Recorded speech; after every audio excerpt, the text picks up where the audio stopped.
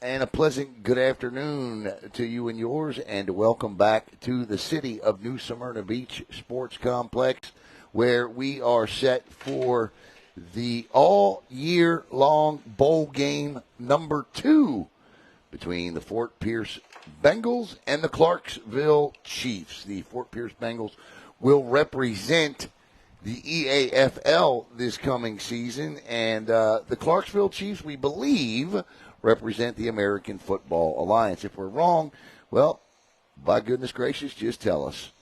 The Clarksville Chiefs are owned by Leon A. Eldridge Jr. The head coach is Luther Gregory, and we'll tell you a little bit about their team or the players here as the national anthem is being played.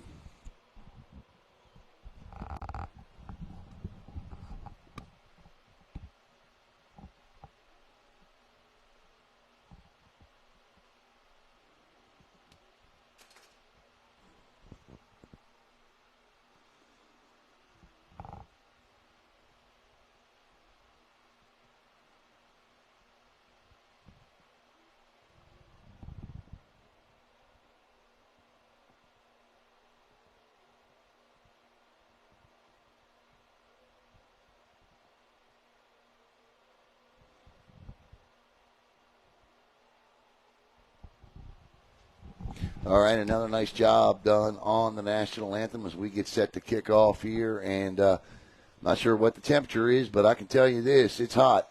Our first game of the day, won by Clayton County 26-0 over the Grizzlies, as the Bengals will be in white. And I'm not sure who's kicking off or who's receiving. Fort Pierce will be receiving. Okay. So back deep will obviously be my man Speedy Knowles back there, as well as Dontravius Joseph. The Clarksville Chiefs will be in blue with the red numbers. We could see both teams' numbers tonight. Thank you for that. The Chiefs out of Clarksville, Tennessee. And as I said, I believe they play in the American football, the AFL, the American football, I believe it is. If I'm wrong, let me know. We Googled them, and they've been Googling them all week and just came up with like 3 different leagues for them, and so we're just not sure. But we do have their roster, and we are ready to go. And so we do have a couple players with the same number, so I guess we'll get that figured out. But Knowles and Joseph back deep for the Fort Pierce Bengals, who concluded their season and reached the semifinals of the ACFL. As we are set to kick off here. What time is it exactly? 1:31. All right, we're only 1 hour behind at this point. Here's hoping there is no weather that moves in. As we are ready to go here.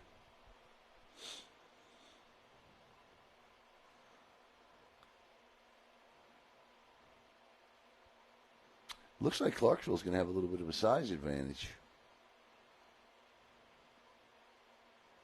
Referee's up, ball's on the tee, toe to leather coming, and boom, end over end, and Joseph will field it at the 12. Joseph out across the 20-25, tripped up at the 30. He'll fall down at the 34, and that's where the Fort Pierce Bengals will take over 1st and 10. I'm curious to see who the quarterback was. It was Antoine Edgecombe this year. Mr. Edgecombe has since departed Fort Pierce to play for another team, so we'll see who the signal caller will be. It's going to be number 6, and I don't have a 6. Can you believe that? I can.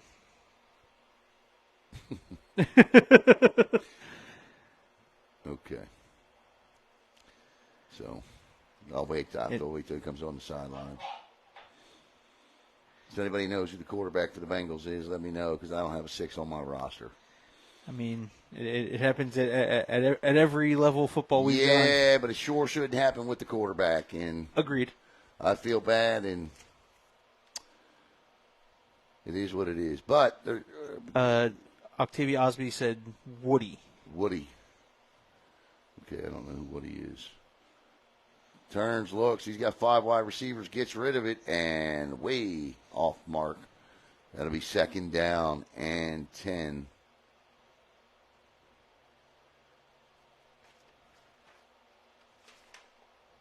Did you say Octavian Osby?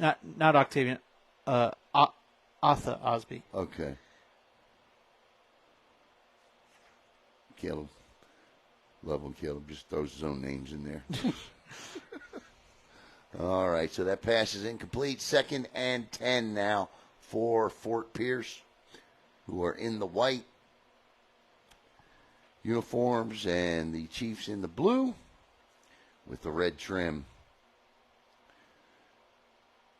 It's Knowles and Mitchell to the left. Back in the backfield is Storch Smith. The give is the Smith. Smith on an RPO. Quarterback kind of didn't let go of the ball quick enough, I don't think, there. Smith will be stopped for no gain, and it'll be 3rd down and 10 for Fort Pierce. Big Meach down there on the sidelines. His coaches are Robert Cardle, Earl Demery, John, that is John Chandler, Big Meach, Cody Neese, and Louis Perino. They were in the FCFL. I'm sorry, the FCFL, South Florida Champion Football League. That's the league they came from. They are going to the EAFL.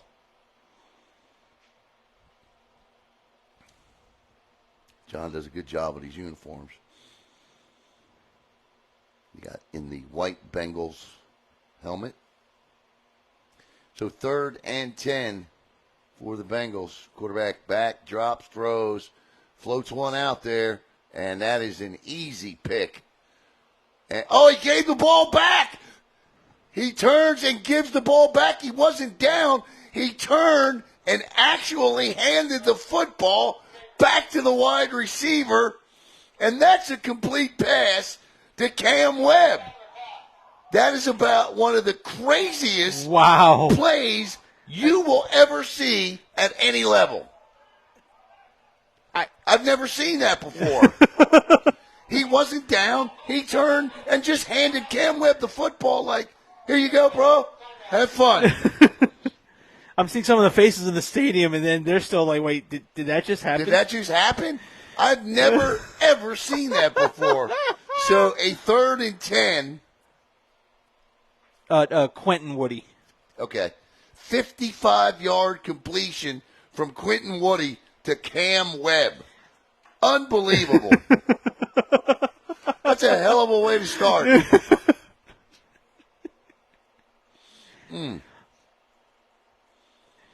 Wow. Cam Webb, we've seen Webb go get some this year.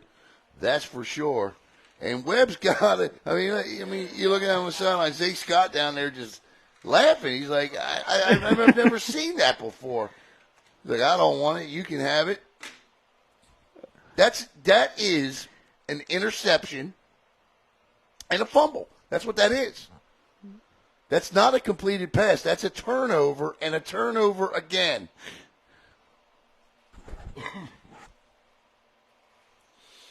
Wow. Okay. Bebe Smith says they playing nice out there. Yeah, right? So 1st and 10 at the 15. That ball is officially inside the hashtag Poolboy Mafia, POOL BOI Mafia. All right, so thanks for giving me the information on the quarterback, Quentin Webb. And he just put that one up. I mean, floated that thing out there. And I'm just still stunned. And Fort Pierce is definitely going to have to hurry here, or they're not going to get this off. Storch Smith, Speedy Knowles in motion. Jet sweep, balls out. Webb picks it up, busted play, and he'll be dropped for a loss of about 10. in there that time on the stop was number 15 for Clarksville, and that's Chris Turner, 6'5", 250-pound D-end coming in there, and the bad snap. Now, that's been an issue at times for Fort Pierce this season, bad snaps. I will say this, Fort Pierce has one of the more talented receiving corps I've seen at this level of football. They certainly got guys that can run for days and get under paws, and we've seen some nice catches by Tommy Mitchell this year, acrobatic catches.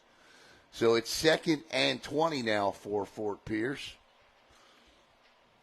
Webb with a little out, nice feed over. I tell you what, that was a tricky pass there because the defender jumped right in the way of that, and at the last minute, Webb had to adjust the throw. That's a good play by Steve Bush to come in and try to pick that thing off, but Webb went around him. But even the best play on that play was the tackle because he beat his man and made the one-on-one stop that was necessary to keep that to a short gain. But 3rd down and looks like about 17 now for Fort Pierce. Ball on the right hash mark. Storches Smith in the backfield with Quentin Webb from the RPO setup. Knowles in the slot.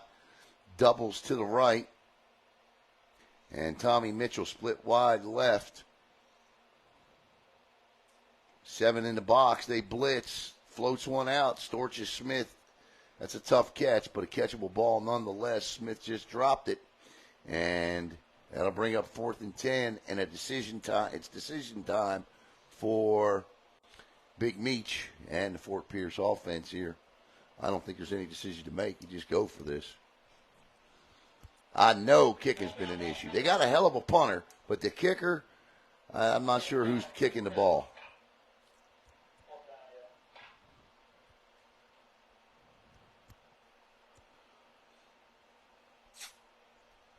So 4th and 17 for Fort Pierce, looking to capitalize on the double turnover. We had a double turnover in the last game. It was 2 fumbles, not an interception and a give back. 4th and 17, Smith in the backfield with Webb. Webb, 2, 3, 4 steps, plants, throws, and that ball is just knocked away. And a good play by the defensive back there, and that'll be a turnover on downs, and we'll get a chance to see the offense of the Clarksville Chiefs come onto the football field and take over 1st and 10 on their own 22-yard line. So whatever that was didn't bite them. I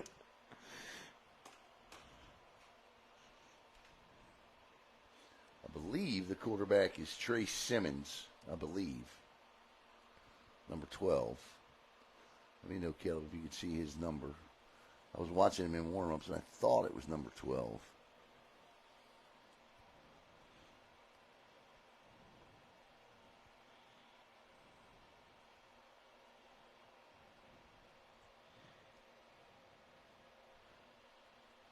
He's going to have 2 backs in the backfield with him and a 3 wide receiver set, 2 to the near side. Turns, gives, straight up the gut, and nice run, cuts back, stiff arm, out of bounds, gain of 12. 1st down at about the 34, 35-yard line. Outstanding run, but the more impressive part of that play there was the ability of the running back who looks to be number 21, Greg Hancock. The impressive part about what I saw on that play was the quickness and the crispness of with which it was run. That's a good-looking play right there. I got either number 16 or number 18. Okay. On the quarterback. Okay.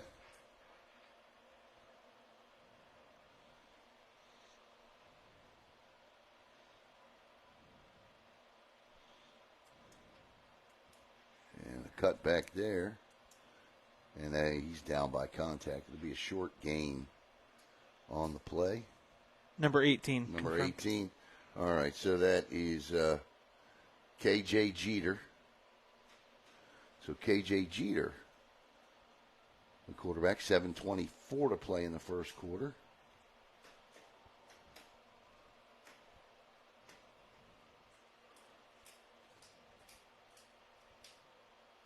I'm still thinking about that play.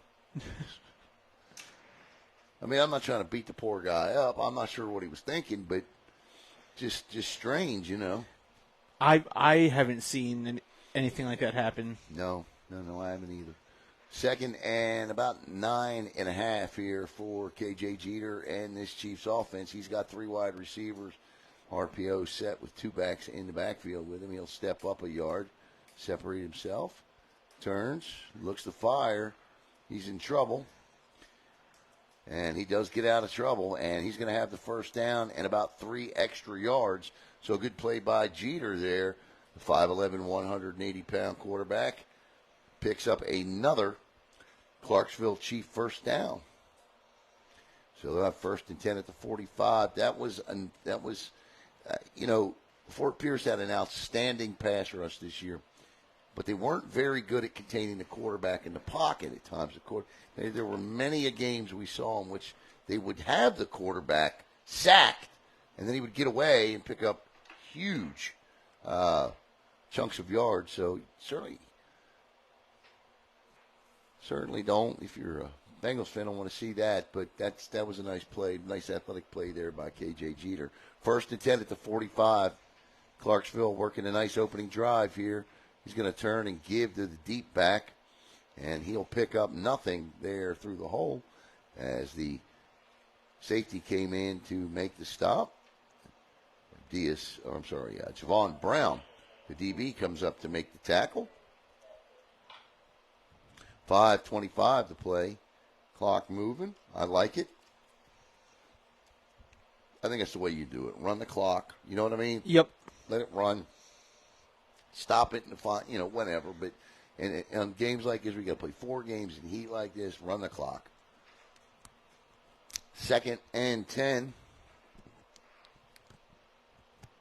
for Jeter. The last time he faced this, he scrambled out of it. We'll see what he does here. He drops the pass, drops the football, and loses it. And Fort Pierce picks it up. He just simply dropped the football, and there to pounce on it was Jonathan Tucker. And for the Fort Pierce Bengals, they get a little bit more of a conventional turnover that time. Their second of the game. Pot, Caleb. Pot. Can they get points off turnovers? We'll see. They failed on their first drive as K.J. Jeter just dropped the football. That's not very, we saw that in the last game a lot. Ball protection. I know it's tedious, and I know that athletic quarterbacks hate to be told this, but you got to put 2 hands on the football. You just do, or protect it better. If you're gonna take off with it, high and tight. I mean, cusp of the arm, high and tight. That way, even if you do take a big hit, that ball's not coming free. Right. I mean, he just dropped it. And you can't do that. So this will make it 1st and 10 for Fort Pierce, who has their second turnover of the game, technically speaking, from the Clarksville 39. Quentin Webb, the quarterback, turns, gives the Storch to Smith. Smith cuts back again. Flags fly. This is coming back. That'll be a hold.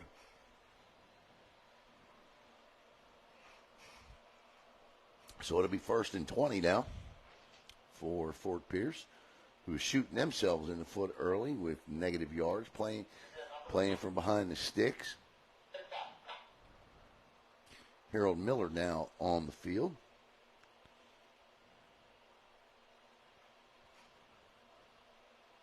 Which one of these is the background noise?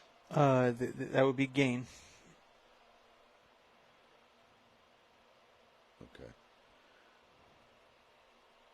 Okay, there we go. Make sure, check our volume, make sure we're good.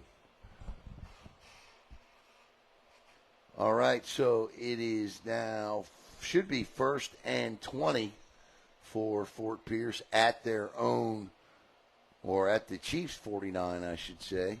There'll be a 4 wide receiver set. That's doubles. They're split pretty much equally both sides. Storches Smith next to Quentin Webb. Webb, quick wide receiver throw, and not a catchable ball for Tommy Mitchell, and that'll bring up 2nd and 20 now. Hashtag Pool Boy Mafia. Cathodic Protection Services. 2 of our 4 sponsors in today's game. We get a whistle and a timeout by Clarksville with 3:06 to play. So 3:06 to go. No score here between Fort Pierce and Clarksville.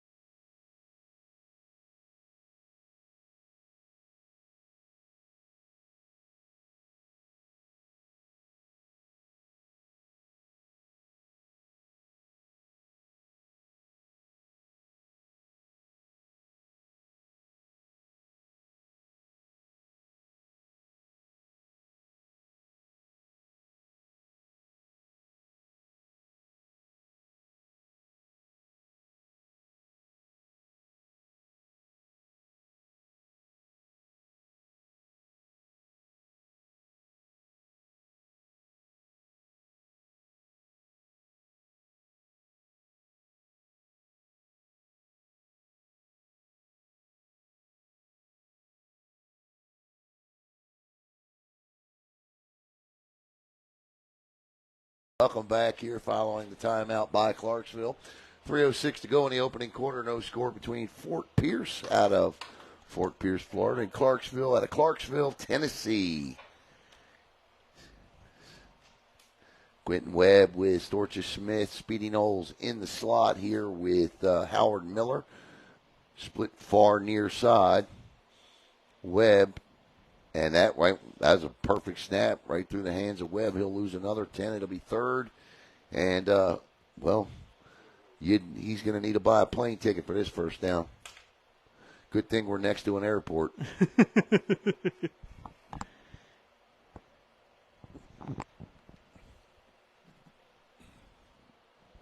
Quentin Webb may want to advertise for a pilot on this one. Officially. 35 yards to go. That just went right through Webb's hands.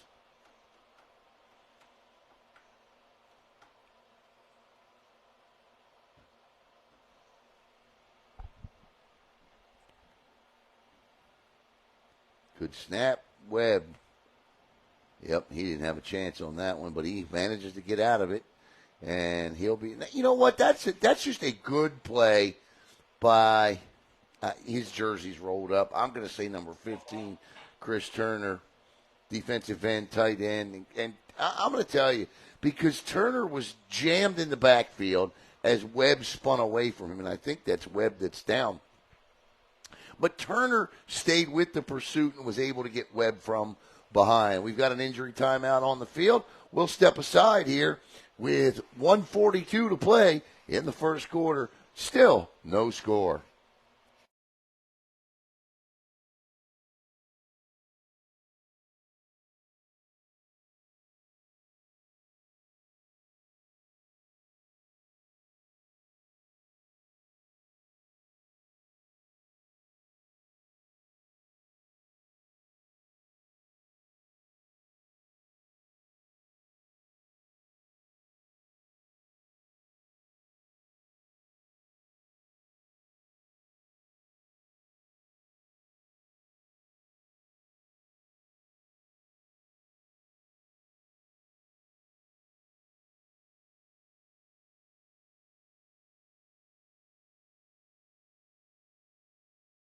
Go.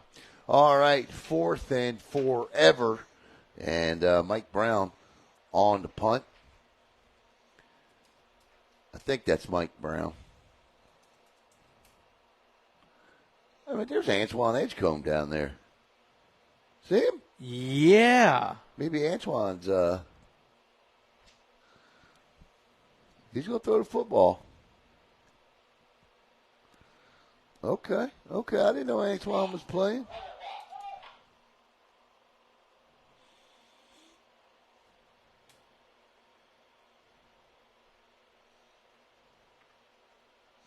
Okay, I'll explain that in a minute because he was about as far back as a quarterback on that. Did you see that? Yeah. I mean, quick kick?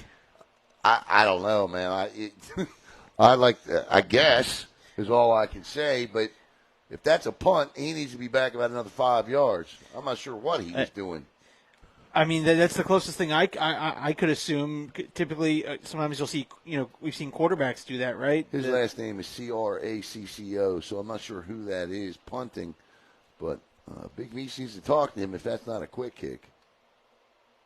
Because he definitely needs to go back a little further. Yeah, I don't have him on the roster. But, yeah, man.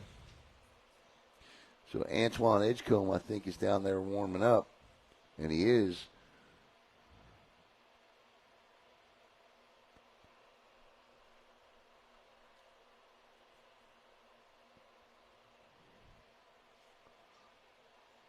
So it'll be 1st and 10 for the Chiefs. As KJ Jeter back out. And Fort Pierce with 8 in the box. And they are showing blitz, and boy, do they bring it. It's going to be offsides, though. A little too soon, and that's a hell of a hit there.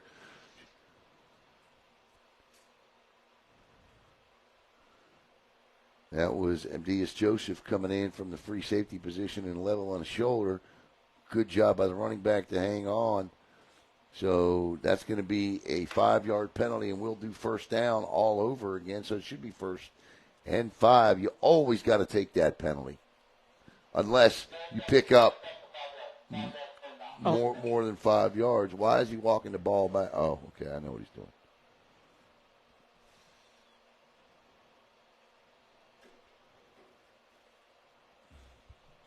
So it'll be 1st and 5 now for Clarksville, who was driving the football, Caleb, until Jeter just dropped it and lost it on the possession, their last possession. Yeah, they were putting together a nice little drive there. They were. And Jeter was responsible for a lot of it with his scrambling out of trouble, but scrambled into trouble, as this will likely be the final play of the first quarter if we get it off at all here. The play clock is not started on the field, so under 25 seconds to go here in the first quarter. Jeter gets them to the line.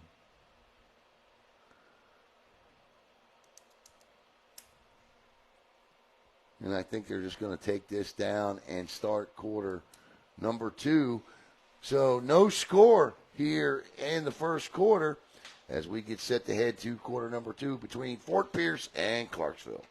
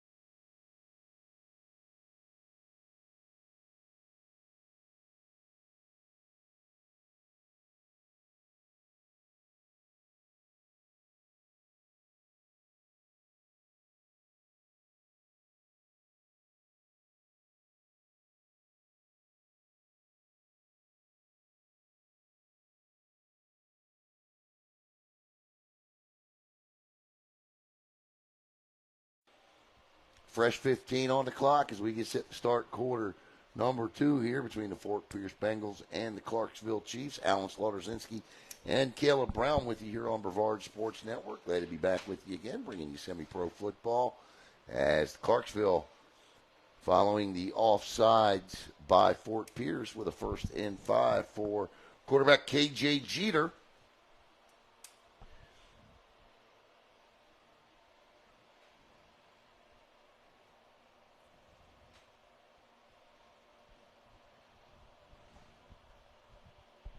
Coach Luther Gregory down there walking up and down the sidelines. Jeter, 2 backs in the backfield and 3 wide receivers, 2 to the far side. He gives, there's all kinds of room for his running back. And there's a flag that comes flying in. That's Greg Hancock on the carry. And it looks like this is going to come back on a hold.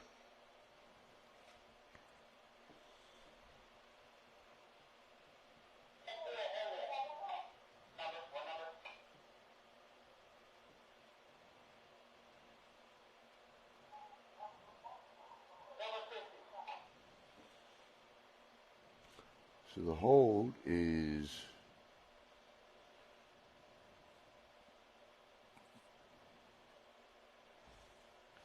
called on Freddie Dunson.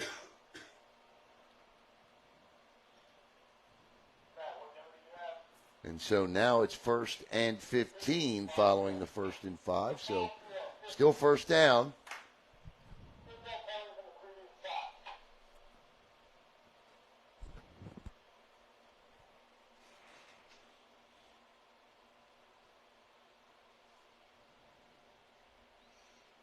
Chiefs to the line of scrimmage. Jeter with his backs, Hancock near side. 3 wide receivers, 2 on the far side, 1 near side. Jeter turns, gives, nice hole, closes quickly. That is a big left tackle the Chiefs have got. Yes, that's the gentleman that got caught with the hold there. Abdias Joseph first on the scene there, but that's a quick gain of 5, and I tell you what, Hancock's got a nice burst of speed through that hole, and they teach backs at every level. When you get that football, hit the damn hole. That's what they hit, the hole, and he hits that hole for sure. It was a nice job there. Actually, that was number 27 that did that. That's Donnell Cherry. And this is Cherry again. He'll go opposite side, but Fort Pierce shuts that door quickly. And a gentleman that would be a candidate for me for Defensive Player of the Year for Fort Pierce, John Tucker, big Jonathan Tucker. And we got flags again. And a little pushing and shoving for the first time today. So following the early game love of the gift that was given, we've got some pushing and shoving now. How's our signal been? Okay. Just okay? Just okay. Okay.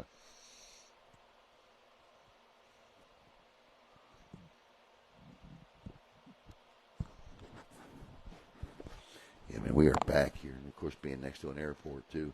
You ever notice, like, when you go up by Kennedy Space Center, you can never get a signal. You'll never get a good signal up there. So you better record anything you ever do. If you ever try to shoot, there's a reason why you don't see a lot of Facebook Lives from just off the causeway at Kennedy Space Center. 3rd down and 10.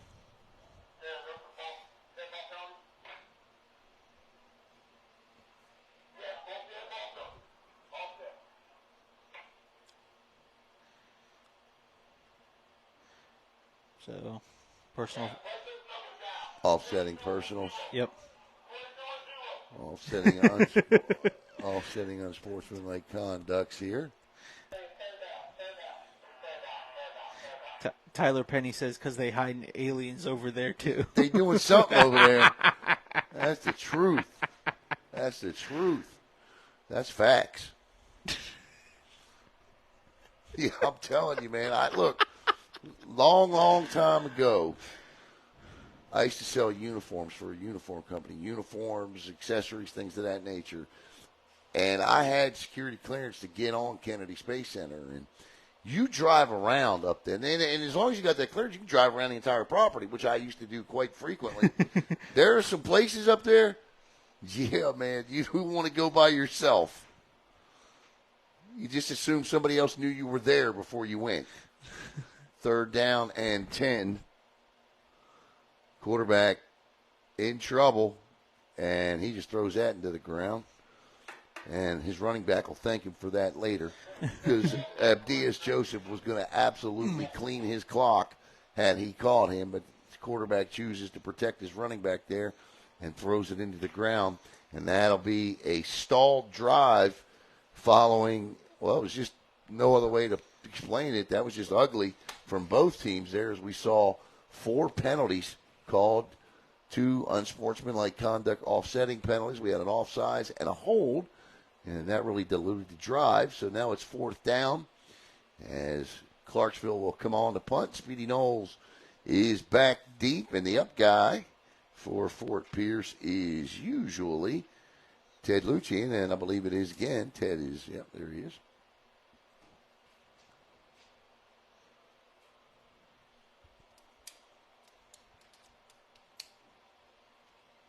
$11:20 to play in the first half.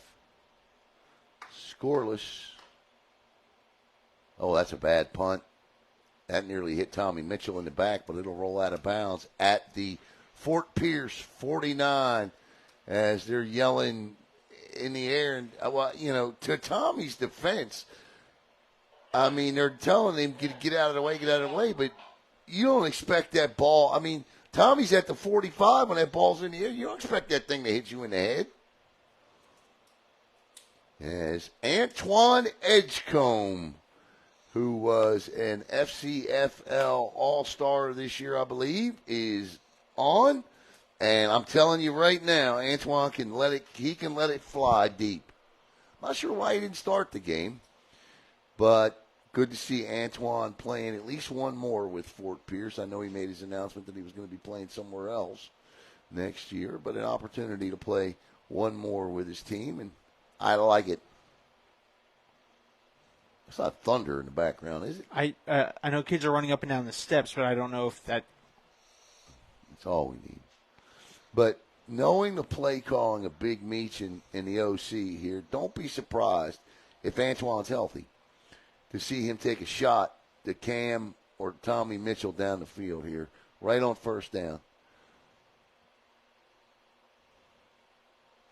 And it's a jet sweep, and it goes nowhere. I'll tell you what, that's a nice job by the defender on this side of the football field. Came all the way across, and that defender was number 13 for the Chiefs, Demery Hawkins, 5'11", 235. And that's a loss of 3. And Fort Pierce cannot get the offense going. Their biggest play of the game thus far was a gift. 2nd and 12. 10:15 to play here in the first half. Edgecombe.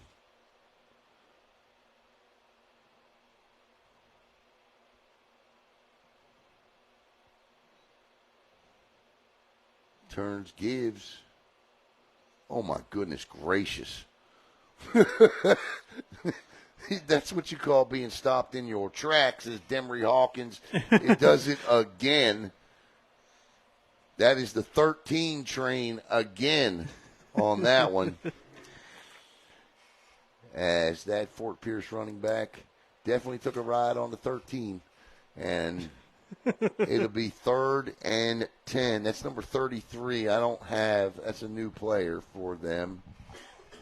Says it's Willie Boston, but I know that ain't Willie Boston.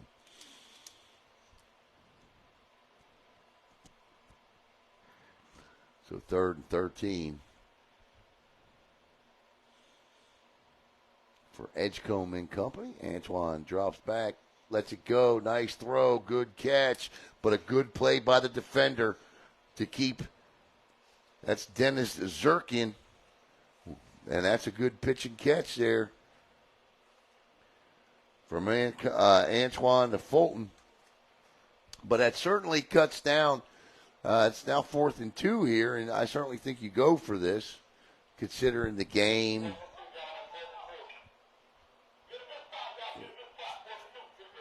Fourth down and 2 now for Edgecombe. That was a good ball by Antoine. Thrown to a spot.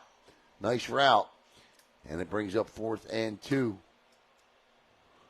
Edgecombe looks. He goes deep down the field, and No flags called. They're going to want them, but that's just good defense right there.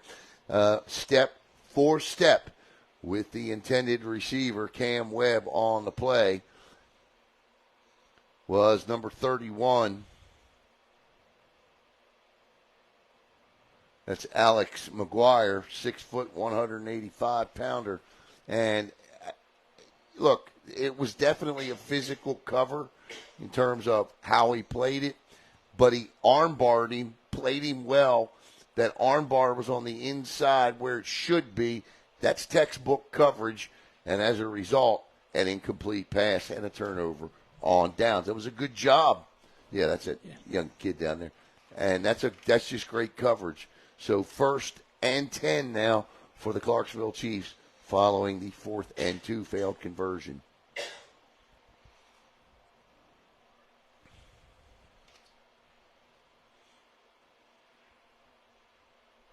That's how you teach it.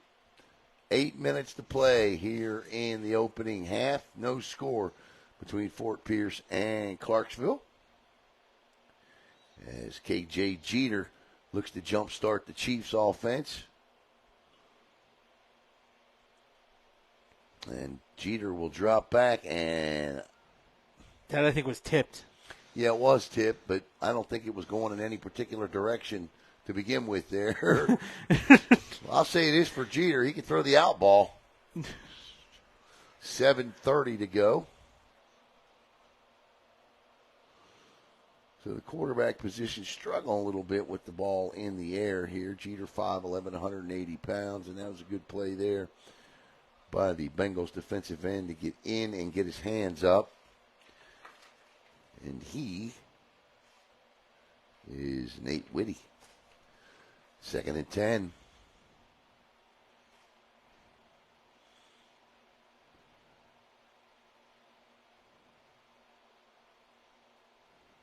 Fort Pierce with 8 in the box, 7 in the box. They showed blitz. They don't bring it.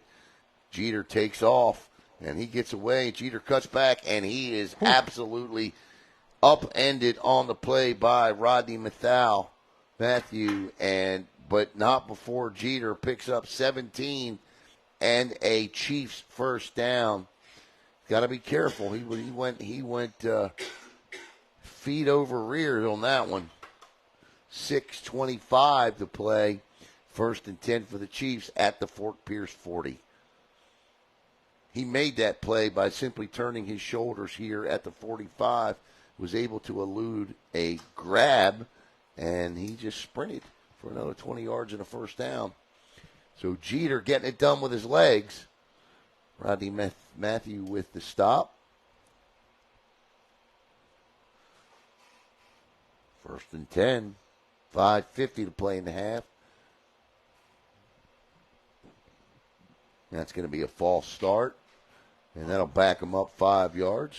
That famous call, false start on everyone but the center. Everyone but the center on that one. As Sandravius O'Neal was coming off of that corner and licking his chops on that one.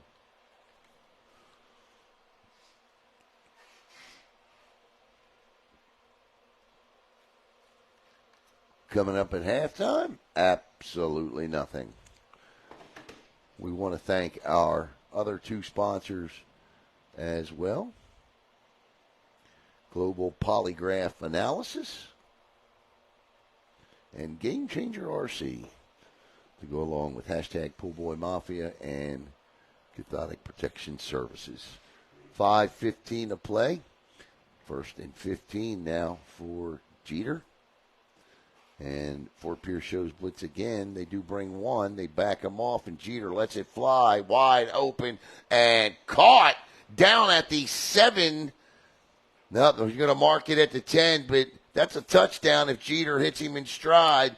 And that's a great play there. Hauled in for a nice game by Jameer Sykes, 5'10", 160-pound wide receiver. Comes back just a little bit. The ball underthrown a tad.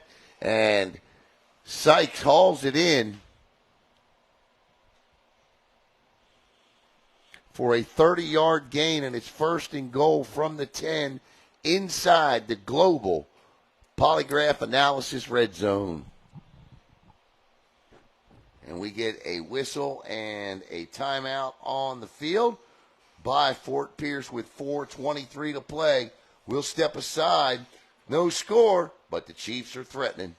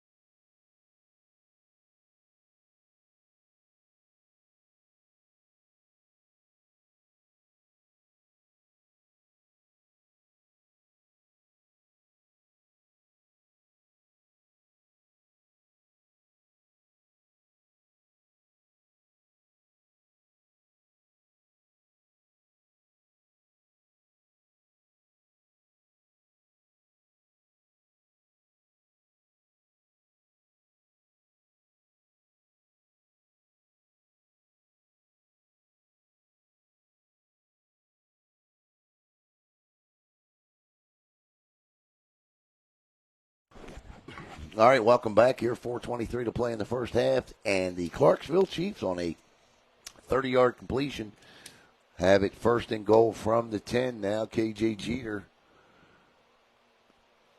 to Jameer Sykes, and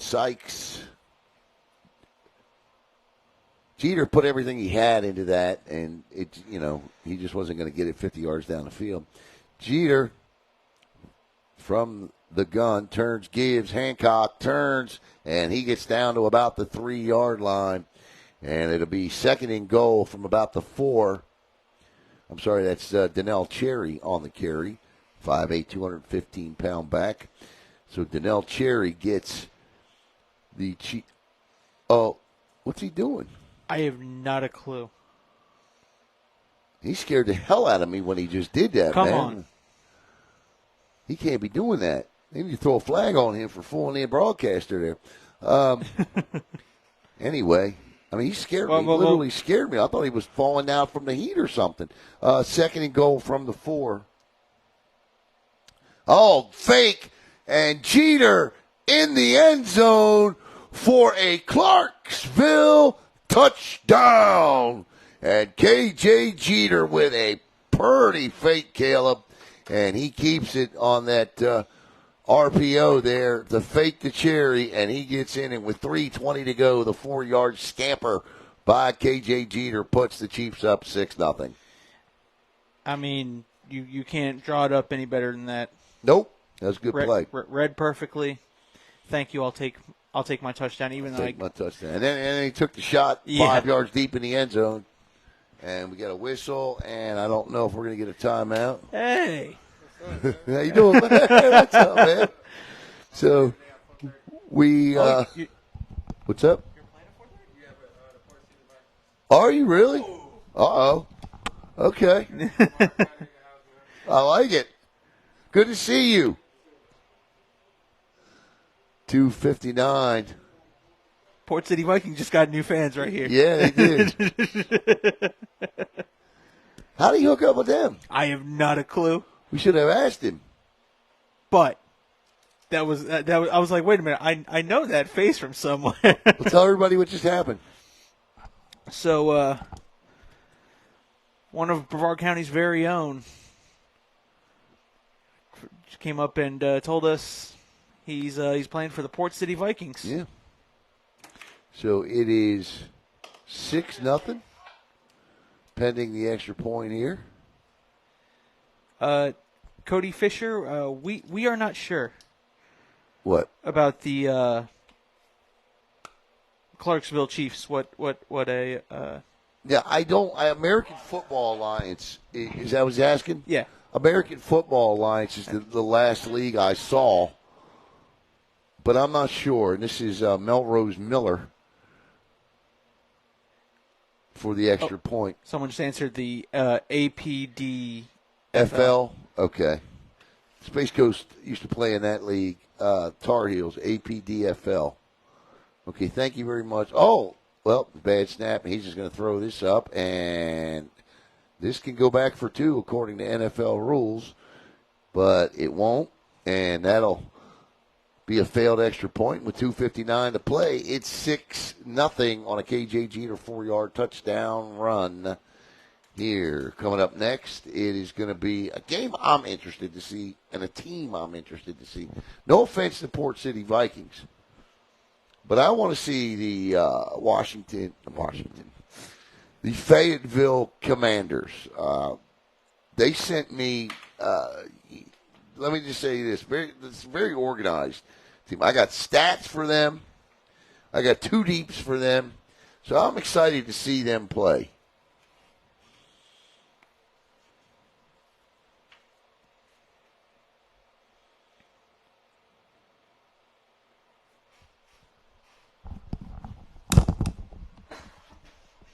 I believe they were the champs of their league, too, in the Coastal Football Alliance.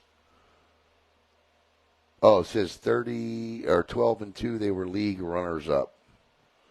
Oh, no, okay, they lost their championship game 39-32 to the Sumter Sharks. But I've got information for days about the Fayetteville Commandos, so I'm very excited to broadcast their game. As a broadcaster, you always like to be prepared and prep. And I asked these guys. I know they had a lot on their plate this week, and to get me information and tidbits about their teams and the Commandos, the only ones to send me that, and I'm grateful for it. 2:59 to play here in the opening half. Of course, I didn't need it from Fort Pierce because we did them this year, so I can tell you anything you want to know about Fort Pierce. The Clarksville Chiefs set the kickoff here.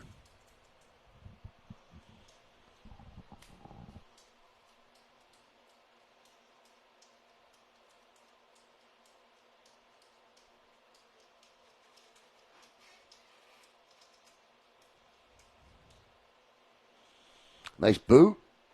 And Speedy Knowles will take it at the 6. Knowles across the 15, out to the 20. Knowles will be, just gang tackled is an understatement.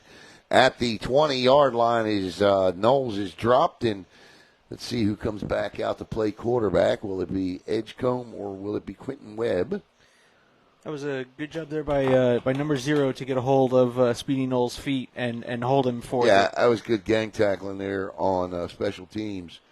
And you said number 0, so we want to make sure he gets his love, and that's Guy Fearn. He went up to wrap Knowles' legs up. He was going to make the tackle, but he was going to hold him there. Yep. So that's Pool Boy Mafia down there, by the way, with that thing around his neck. Yep.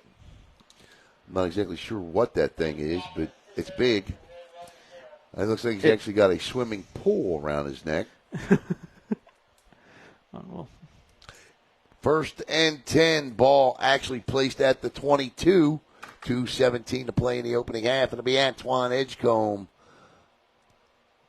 I do not know who the running back is because that's a New Jersey with a player that was not on the team this year, so I apologize for that. There are 4 wide receivers. And Edgecombe gets out, rolls, throws, right into the hands of number 9, Philip Richmond. Nice athletic interception, and we're going to get a flag on the play, too, holding against Fort Pierce.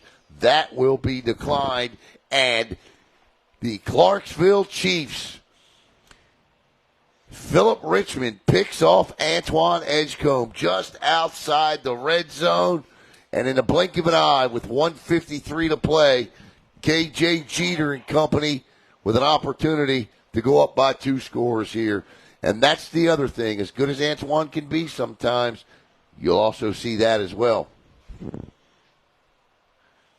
Good on the D lineman to get himself an interception there. Yeah, you big guys like that. Hey, look. being an offensive lineman, I will cheer on any big guy doing anything big like that. We get a chance to get on the ball. He just became every lineman. That wasn't just any interception either. That was a nice athletic play. He's moving backwards. He had to put both hands up, which is always hard for a big guy to do, to get your hands over your shoulder pads, vertically. Absolutely. He did that. The ball actually kind of hit him and bounced just a hair in his hands, and he kept possession. That's a nice play by Philip Richmond to haul in the interception. Richmond, 6'3", 265, and needed 6'3" plus his reach to get that one, but it'll be 1st and 10, and the ball is directly on the 20. So that is technically inside the hashtag Poolboy Mafia red zone. Actually, this will be the Global Polygraph Analysis red zone, the GPA red zone here. 1st and 10 from the 20.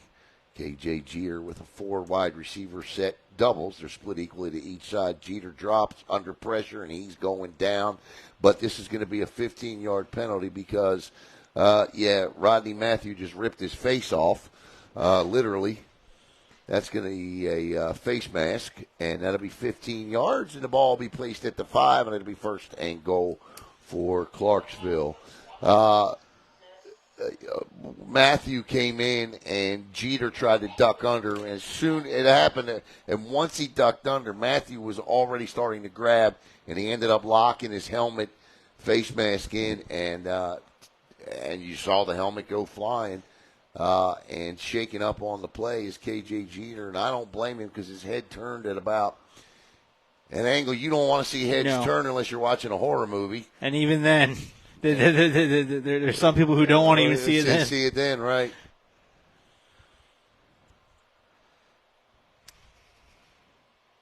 Well, it's a half the distance penalty, so it's a 7.5-yard penalty. So it'll be first and should be 1st and goal, actually. That's 15 yards. I mean, I think that should be 1st and goal, but it's not. Ball was at the 27.5. Okay. So it's going to be 1st and 10 at the 13, 12.5. Okay, so it's a half the distance penalty. 40 seconds to go. And Jeter turns and gives straight up the gut, still on his feet, in for a touchdown by the Clarksville Chiefs is number 0 there, I believe, Guy Fearn, and it's 12-0 with 29.6 seconds to go. And I'll tell you what, that's a terrific job by Fearn to stay on his feet, but the credit there has got to go to the big guys up the middle who just cleared a hole for Fearn. And all he had to do when he was hit at about the 2 was stay upright. He does, and he scores. Outstanding job by the big guys up front. That's what those big guys love to do. And that's pot right there. That's pot. It's critical. Points off turnovers. And the Clarksville Chiefs make it happen. Fort Pierce shooting themselves in the foot here. And Clarksville taking advantage of it. They're going to go for 2 here to try to get the missed field goal back. KJ Jeter with 4 wide receivers and 1 running back here. I wouldn't be surprised to see him run that RPO that he ran for a touchdown to the other side this time. He does not. He looks to throw. Jeter won't get anywhere. He's down. And in on the stop there was number 32 for Fort Pierce.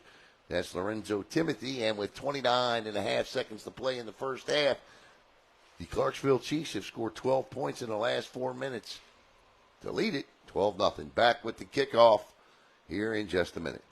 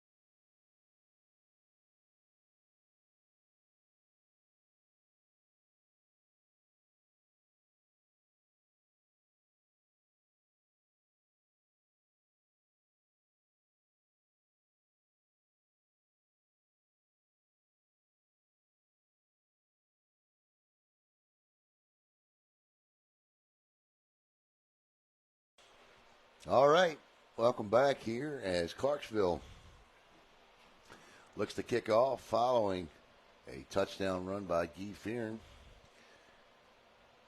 following an interception by Philip Richmond.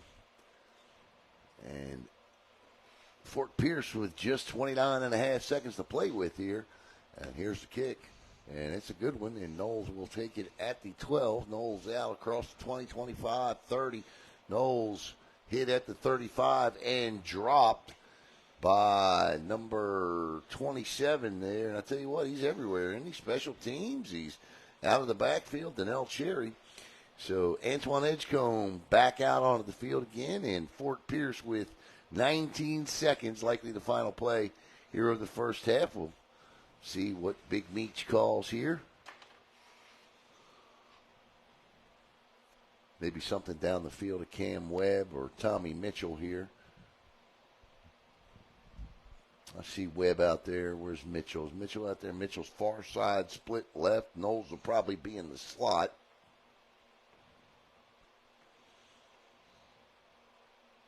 So Mitchell is the guy split far left, and Webb the guy split far right. Knowles in the slot on the left, and it looks like Storcha Smith in there as a wide receiver as well in the slot. So Edgecombe throws, caught by Knowles. Knowles will go down at the 50. Good play, but that's going to take us to the end of the first half. Nope. With 1.6 seconds to go, we will get a Hail Mary as Fort Pierce calls a timeout, and they will get one more play here. And Edgecombe is certainly capable of putting this thing deep down the field. So we'll see what they do here.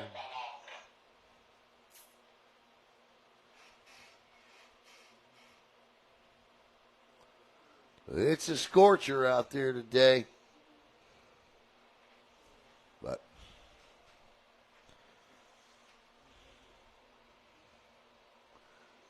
we got medical staff down here.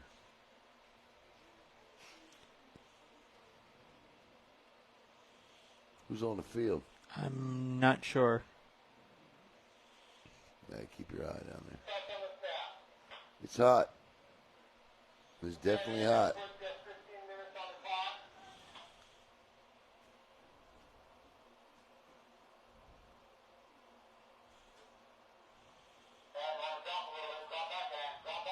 All right, 1.6 seconds to go. Antoine Edgecombe. Oh, the Chiefs played that perfect. They just put on a blitz. Edgecombe stops, and he'll be dropped.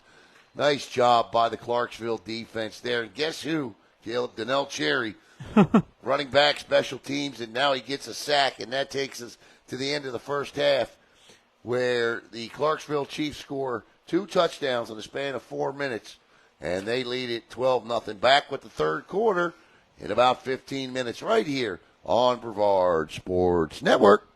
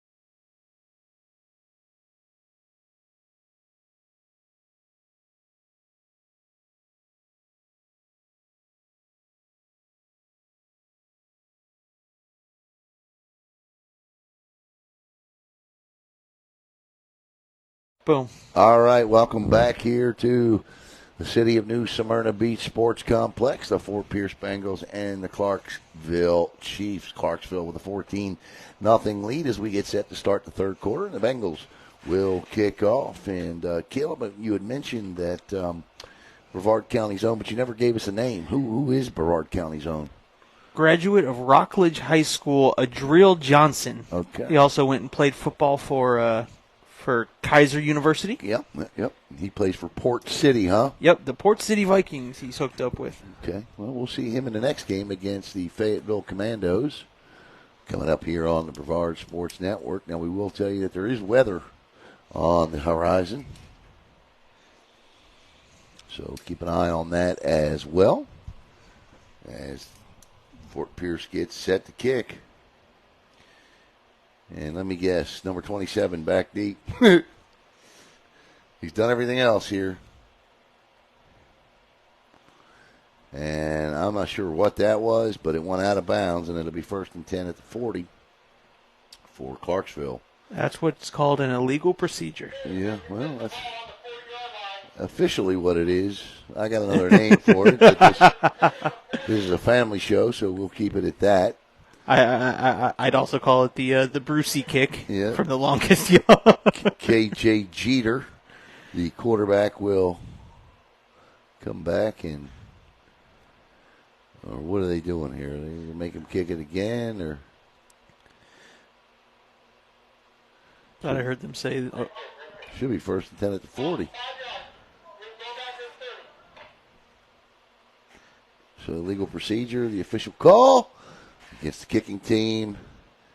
And they'll just take the ball at the 40, I believe. Oh, they're going to make him re-kick. Wow, okay. So they're going to back him up 5 yards and make him re-kick. I would always take that field position. Yes, sir. Yes, sir. All day long. Yep. I don't understand the thought process here of head coach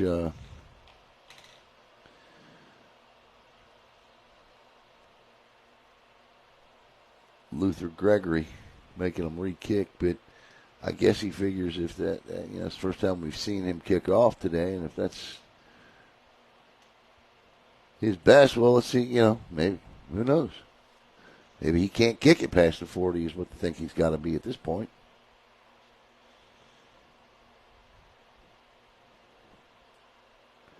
Because that's a pretty awesome field position.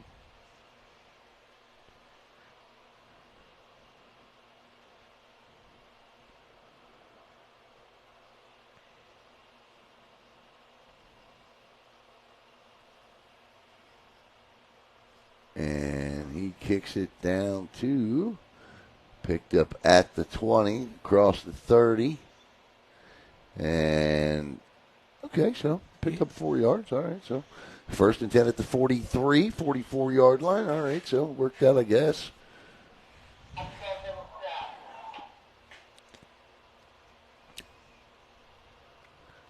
As the Fort Pierce defense takes the field, KJ Jeter back out. As I believe that's Quentin Webb is alert and sitting up and being taken off on a stretcher here. So prayers and thoughts for Quentin. So this will be Antoine Edgecombe's game faux show now, Caleb. Yep.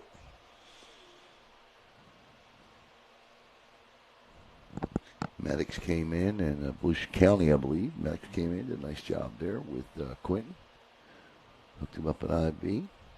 Might have been under some heat duress as well, not counting the hit he took, so I'm not sure what the situation is. We'll try to get you an update. 1st and 10 at the 43 for Jeter and the Chiefs offense, who lead it 12-0 here as we start quarter number 3. 2 more games to come. Port City Vikings and the Fayetteville Commandos. And then the 7:30 game tonight is the Daytona Beach Broncos and the Georgia Cobras.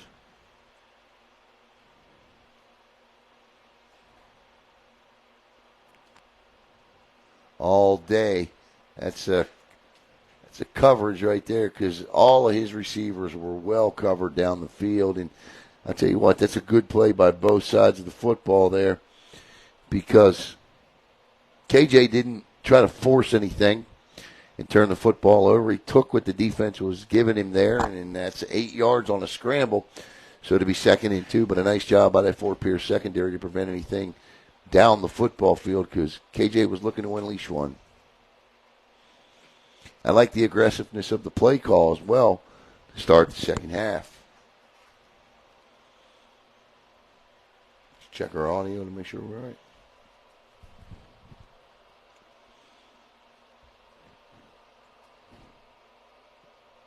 So Jeter brings him to the line, and he'll stay in the RPO.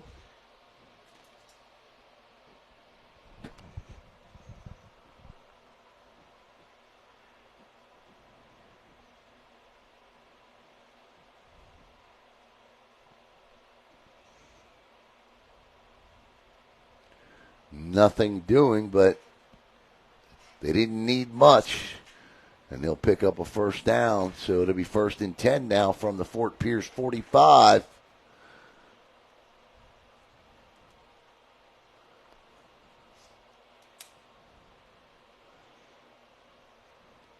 It's important. You got to stay hydrated on a day like today for sure.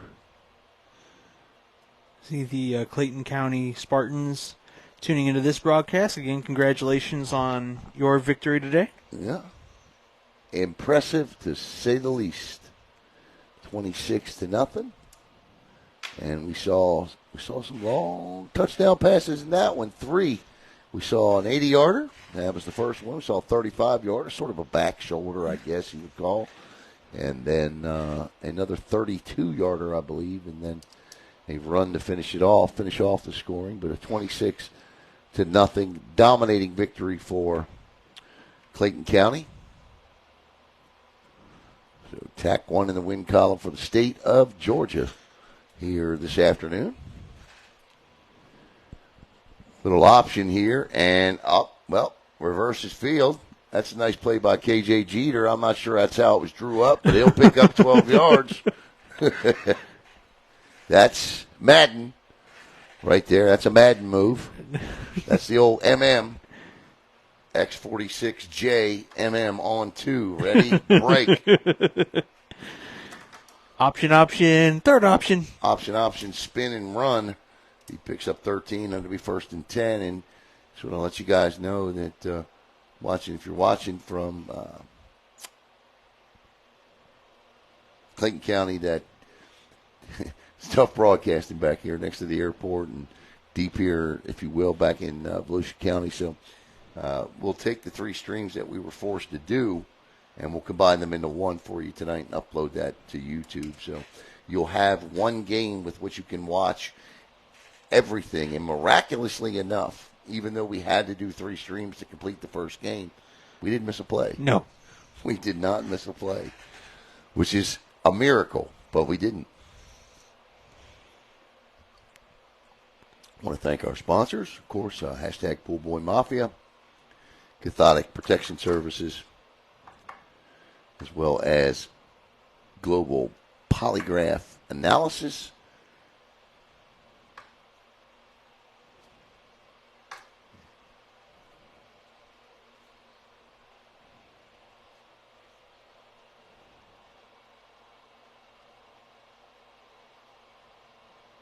And Game Changer RC.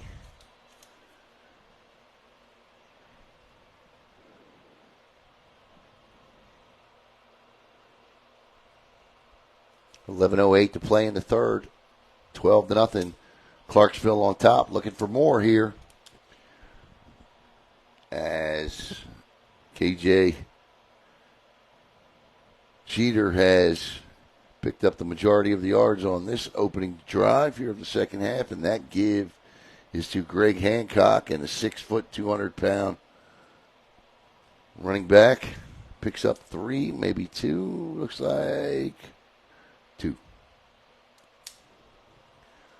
2nd and 9.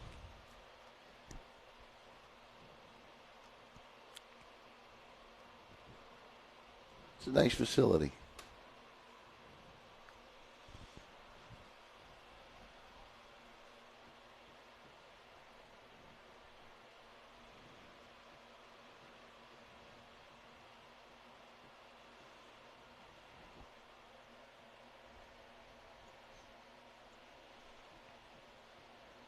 Jeter back to throw. He's in trouble, and he'll get wrapped up and dropped for a significant, and I mean significant loss, maybe 10 on the play there. I believe.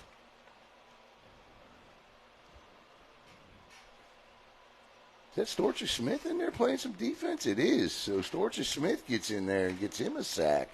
How about it, huh? Storcher playing both ways here and picks up a sack. Yeah, I'm the one that needs the snack. Storcher's got the sack. So 3rd and now 20. So a promising-looking drive has hit the Storcher Smith wall here with the 10-yard sack, and K.J. Jeter will have 2 downs to work his way out of it because I don't see him punting. So if you're looking to pick up this first down, you want to do it in chunks here, maybe pick up 10, 12 yards here and then go for the rest on 4th down. But 3rd and 20 for Jeter and company. Jeter, short drop from the gun. He looks to get rid of it. He just throws deep. And, yeah, that's no flags, and that's a good no call as the receiver and the wide receiver. The receiver turned and ran into the back of the wide receiver, so, and just laid him out on the ground, but that's going to bring up 4th down and 20. We have an injured Bengal on the field here. And he just really literally ran over him. He turned and ran over him. And I think the DB for the Bengals there just caught a cramp.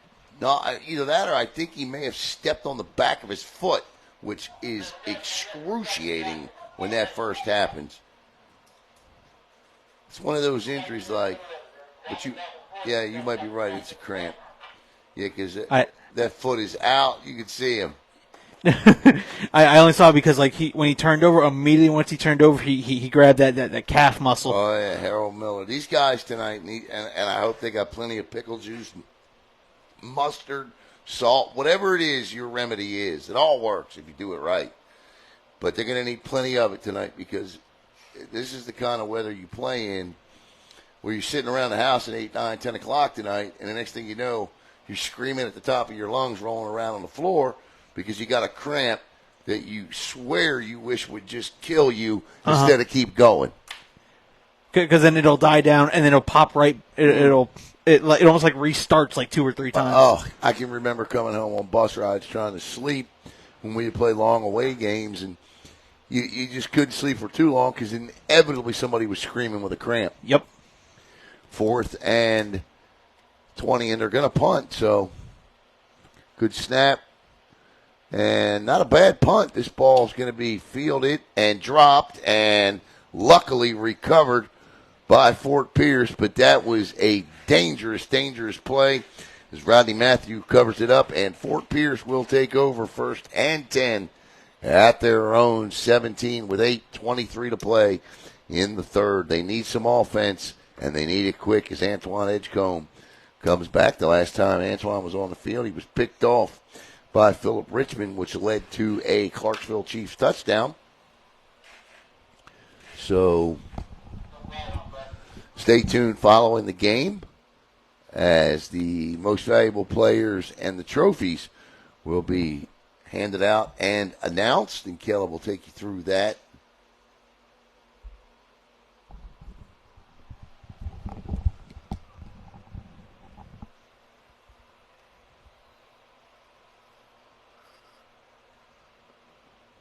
Speedy Knowles walking in.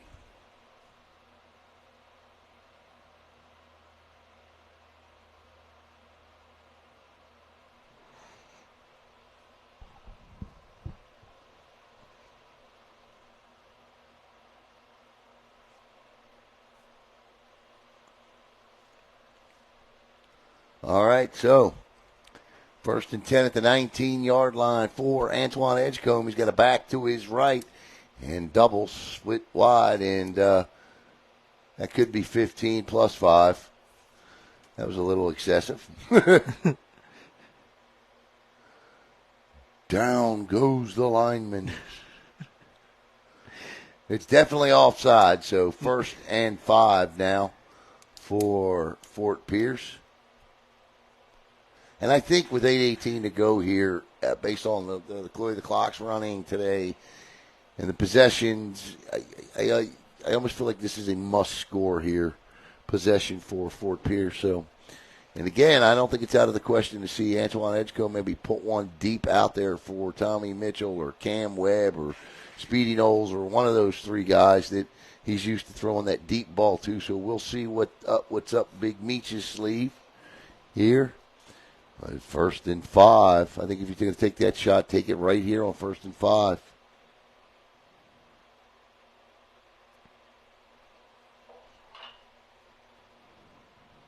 Antoine stops, and flags fly, and guess what, Caleb? We're going to do it all over again as if nothing has ever happened. That's a 5-yard false start penalty, and it's going to back them up to the 19, so it'll be first and 10 again from the 19-yard line. So now that'll change the play call there, and it looked like a couple of go routes were happening. Yep. As that ball was snapped.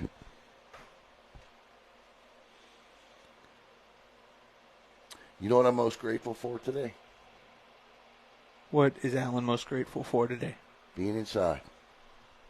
Hallelujah. Yes, I want to thank the all year long bowl games for making that happen. Because this would have been tough to do outside all day. Don't know. It could have been done outside all day. Don't think the equipment would have lasted through the heat. It didn't, but barely lasted through the open window. I want to say we had it in the open window. We closed the window. And the device is like, nope. That sun hitting us, and anyway, we're going to overheat your battery. All right, first and 10 at the 19. Edgecombe now will send everyone out. 4 wide receivers to the left, 1 to the right. Edgecombe steps up, but he's got to get rid of it quickly as his offensive line did not hold the protection that time, and Edgecombe forced to scramble up the middle, avoids the sack, picks up 2, 2nd and 8. 6:35 to play in the third. 12-0 Clarksville on top.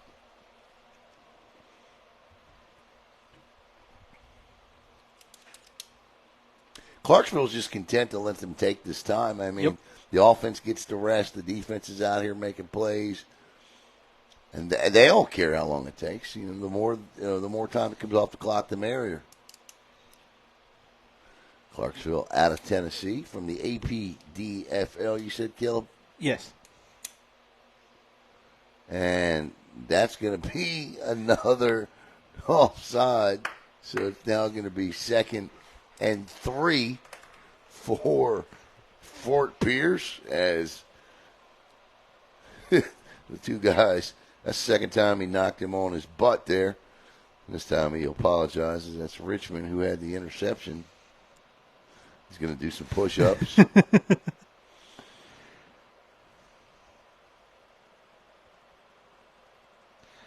That's 20, right? Or 10. He did 10. Right, the 10. 5 for the first one, and then 5 for the second. Gives him a first down. You got to double it. That's the rule.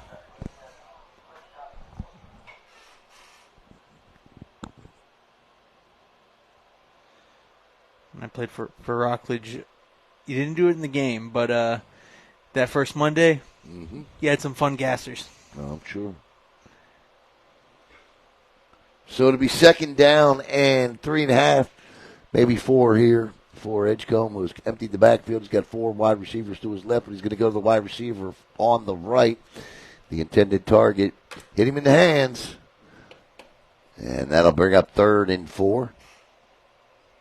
5:20 to play.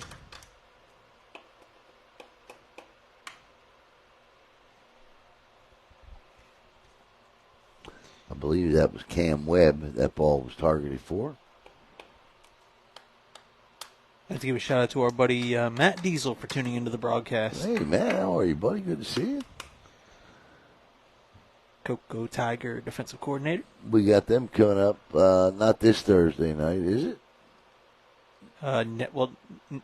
Next Thursday is the first kickoff classic. Right, Cocoa and Satellite. Yeah. Yeah, we got that for you here on Brevard Sports Network. Third down and 3.5, and Knowles in motion will join Tommy Mitchell or Cam Webb to the near side. Edgecombe in trouble again. He just cuts one loose and incomplete, and that'll bring up 4th and 3, and the Bengals will be forced to punt with 4:20 to play here in the third quarter and trailing it 12-0. That defense for Cocoa this year from a high school football perspective is going to be lethal every turn. Their entire front seven, Lauren Ward, Hilson, Samadre Hawkins, Parham, Hawkins and Parham and Hilson, all candidates for BSN preseason defensive player of the year. And quite honestly, so is Lauren Ward. So you got 4 guys there. The only issue on that defense will be replacing the 4 Division I DBs that Coach Diesel lost back there. But as he said to me in a recent conversation, they'll be replaced with 4 players we don't know yet, but we'll know soon. And if you know the Cocoa Tigers, we've been to the state finals in high school football or state semifinals or beyond, and 3 of the last 5 state championships. You got to tend to believe that. There's no, when it comes to the Cocoa Tigers, you don't rebuild, you just reload. Yeah, you just reload. Offensively, I don't know that I've ever seen a high school football team return every single starting member of their offensive line, plus add 1 D1 player, which they did, and so they got 6 quality Division I linemen. And, of course, they got a sophomore quarterback they're going to need to protect, a fantastic wide receiving core. C.J. Bragg, Nikki Teeter, Javion Boggs, the Ohio State commit. So the Tigers, you'll see them in 2 weeks against Brian Helton's Satellite Scorpions. 4th and 3 here. And, again, this weird punt formation in which the punter is not nearly back far enough. This just scares me, and I don't know how he gets it off, but he does. Ball bounces at the 47 and be down at about the 50. So Clarksville will take over 1st and 10 at about the 50-yard line. Jaquan Edwards says he currently plays for Jones. Oh, well, Jaquan, I'll tell you what, we're going to see you week 1 of the regular season, see you at Jones. You know, speaking of Jones, a Final Four team last year, that's going to be a heck of a match-off on the kickoff classic there between Jones and Cocoa. That's always a fun game between the Jones Tigers and the Cocoa Tigers. And Jones came over and beat Cocoa. I think it was last year or the year before. I think it was last year. Was it? I mean, yeah, it was last year. It was good football in the rain, and Jones came over and looked bad early, Jones did. But, man, they sure did pull it together in the second half of that one. And Cocoa, of course, this year, that schedule that they play, they start off against a Final Four team in Jones. They then move on to a state runner-up in Venice, and then they go play a state champ in St. Thomas Aquinas. So, you know, we'll see how the Tigers do in there. And then, look, they play O'Galley, and then they play Seminole, and then they play somebody else who's a top-ranked team as well. So it's their first 6 games. If they're 3-3, it wouldn't surprise me. But it also, don't let that fool you into thinking they won't be playing for a 2S state championship next year, because they will. 1st and 10 at the 50.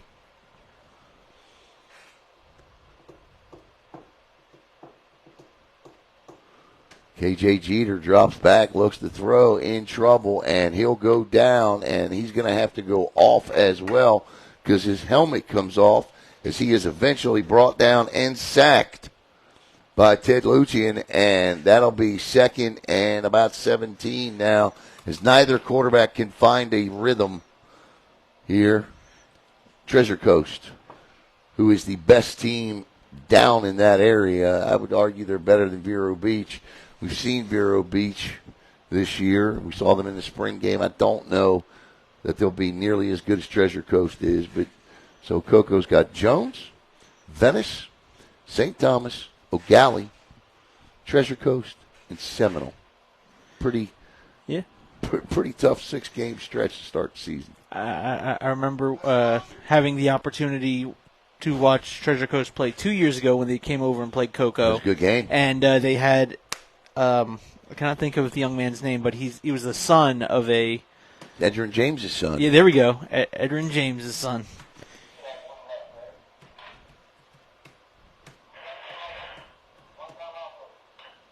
Coco with a comeback victory in that one. Yep. Now, I will say this about Vero. They did get a transfer in running back in Octavian Osby, who from Palm Bay. Yeah. No, I know, but I to me this year it's going to boil down to the quarterback situation. Now, look, I mean, you got one of the best coaches around down there, and we'll see. I mean, we'll see. I saw Vero go up against Heritage in the spring, and I have some questions. So I'm sure those will get ironed out.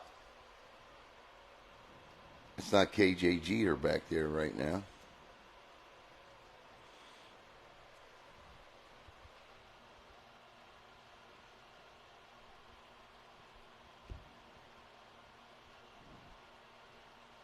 But I do know this. Vero's getting that turf put into Billy Living's field down there at the Citrus Bowl. That's pretty cool.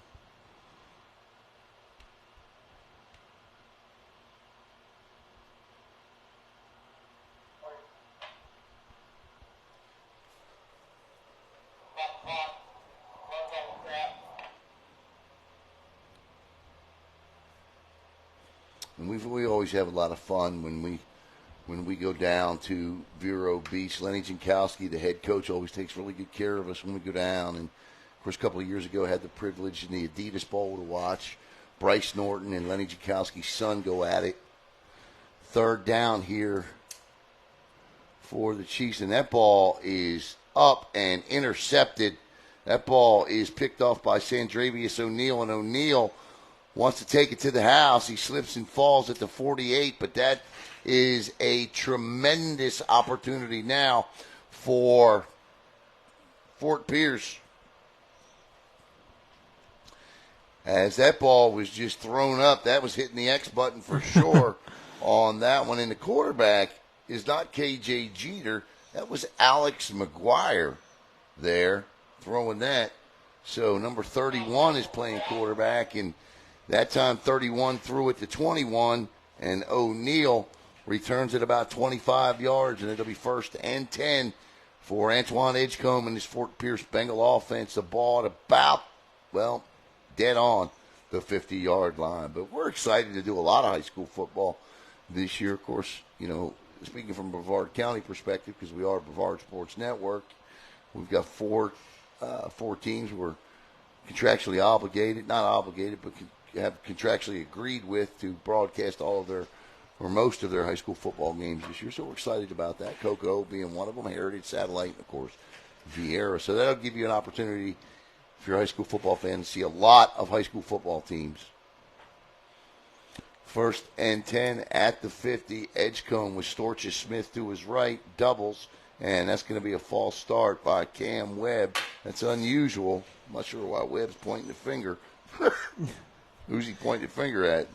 The defense can move, Cam. Christian Phipps, we're out here. We're near an airport, and we're kind of out here in the sticks of New Smyrna Beach. Yeah. So that's why the video looks a bit spotty. Yeah, we apologize. The signal goes in and out. We've done everything we can here today. We don't have access to the internet here in this press box, so our apologies.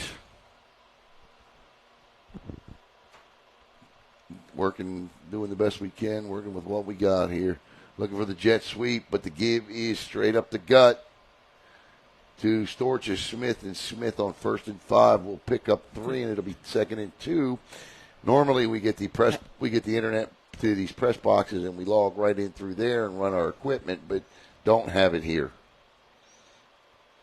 Clarksville's trying to say they took the football away, and the referee, it looks like, agrees with them. Yeah, they did. So a fumble, and that's not good news. And so somehow the Clarksville Chiefs come up with the football. That is their third recovery or their third turnover of the day. Remember, the last one they turned into points. So with 52.7 seconds to play in the third, the Chiefs thwart the drive of the Bengals. Will be back here in a moment right here on Brevard Sports Network.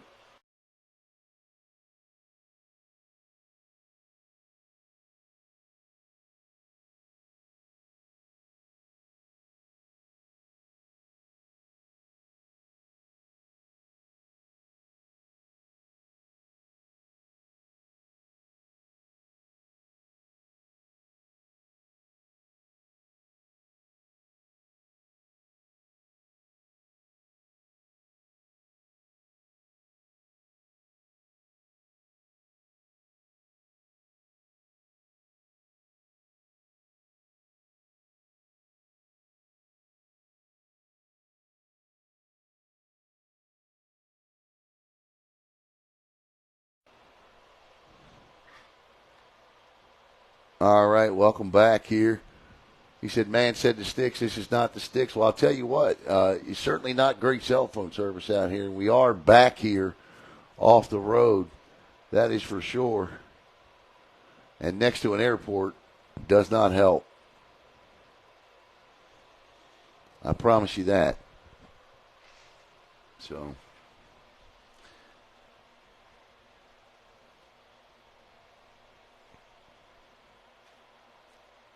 all I saw coming down this way was trees.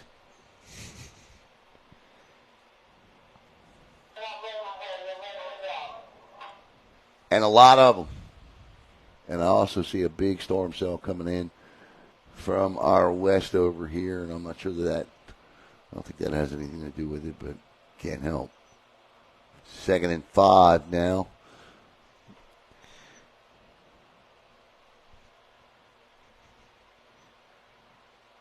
And that'll take us to the end of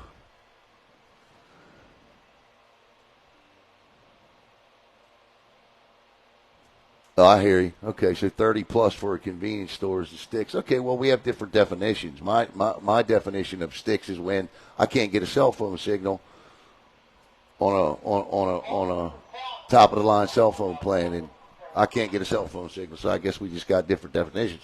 All right, that's the end of the third quarter. Look, if you got to drive 30 miles to a convenience store, you live further than the Sticks, my friend. And we go to the fourth quarter. Clarksville up 12-0.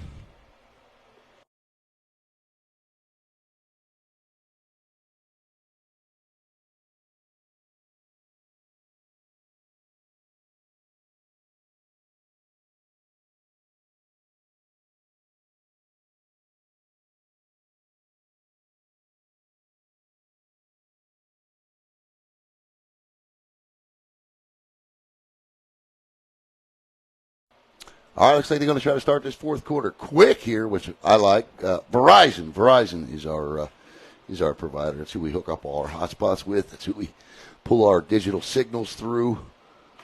So Verizon is our company. When we launched, we tried them all, and I know they get decent, at least land here, because there's the NFHS network cameras right above us, but we just don't have access to the internet here, or we could have plugged in on the hard land line, and so it is what it is.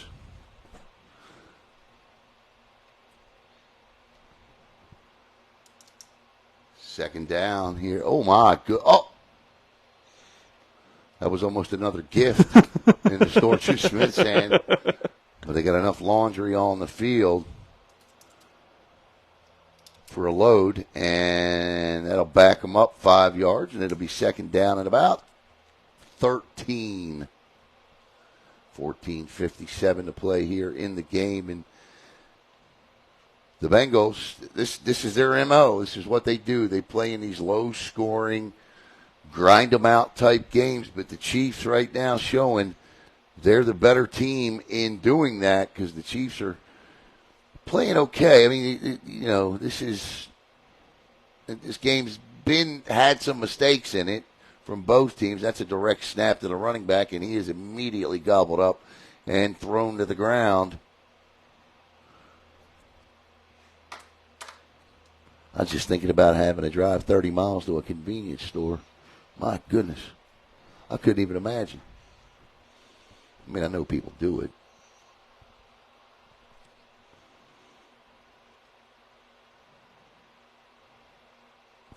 I guess you rethink your priorities at that point. Do you really need what you really think you need? I would say that's one of those you don't go until you're restocking the house. Yeah, right?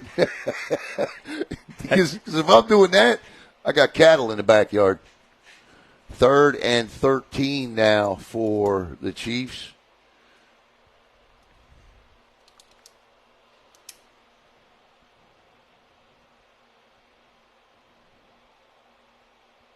Nice run. Look at this run. Good cutback, good in and out, and across the 50, out at the 49 for a first down. I don't see any flags.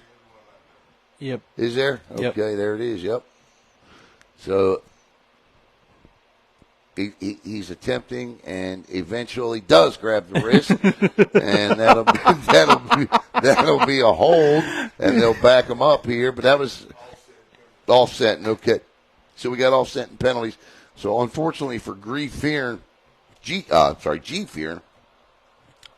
doesn't get any yards on that, but it's definitely worth talking about the run because that was a good run. It was a good solid run there.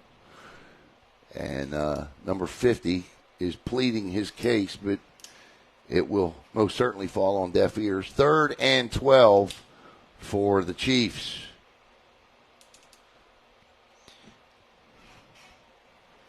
I've ever yet to see a player argue with a referee and that changed the call. Yeah, no, this doesn't happen.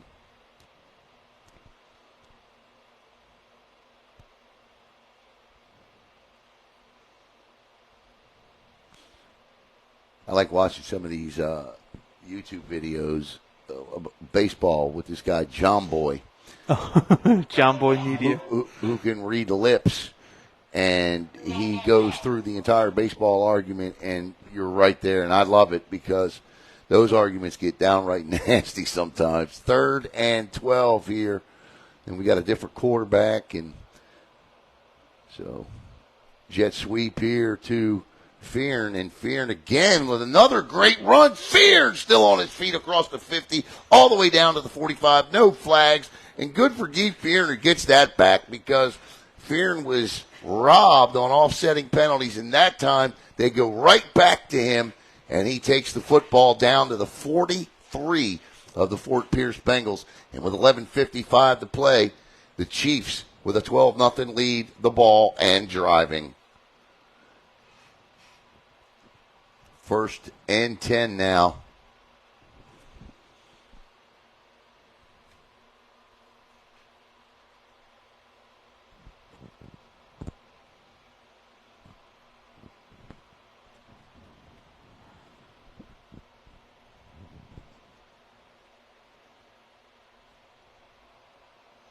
Looks like number 23 in there taking the snaps. That's the 3rd quarterback today. That's Jalen Rogan.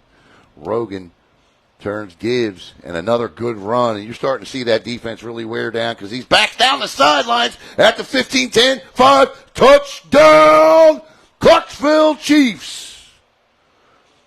That is Greg Hancock with a 40-yard touchdown run.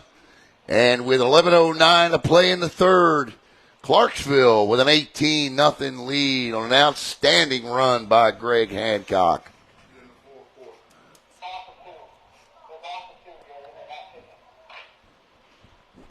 Nice run. And he has enough left at the end for the flip in the end zone. God bless him.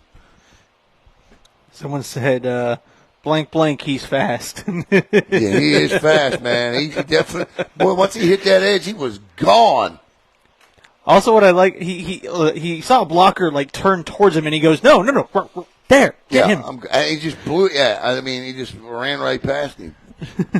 Yeah, that was a nice run, and I'll tell you what, that was a really nice drive there, and I think, outside of that run by Hancock, I think we need to definitely make sure we mention Guy Fearon and what he did on that drive, because he gets that offsetting penalty, and they call it back, and then he just says, "Well, give me the ball again, and watch me go," and they did, and they're going to go for 2 here with 11:09 to try to get this to 20.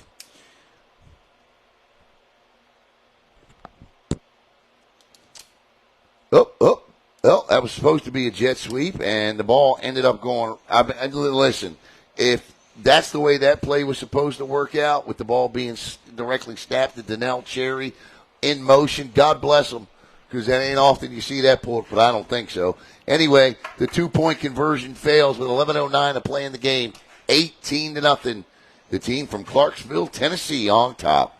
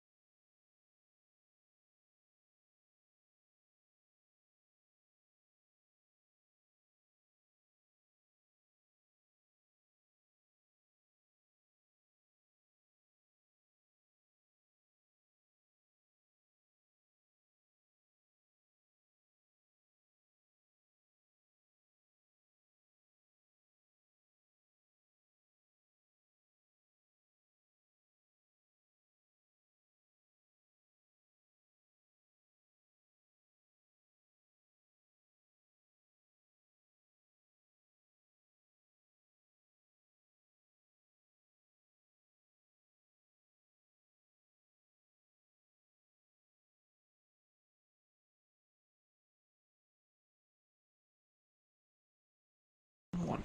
18-0 with 11:09 to play in the game here, and don't know that we'll finish this one because there is lightning within probably about 20 miles of here. We'll see if it gets in. But Speedy Knowles back deep. My man Speedy. What a great name. I had the opportunity, was blessed and fortunate enough to be able to call a couple of touchdowns for Speedy this year with Fort Pearson. It's a lot of fun as a broadcaster when you get a guy named Speedy Knowles that takes off for 50 or 60 yards for a touchdown. There's a lot you can do with that name. Mm-hmm.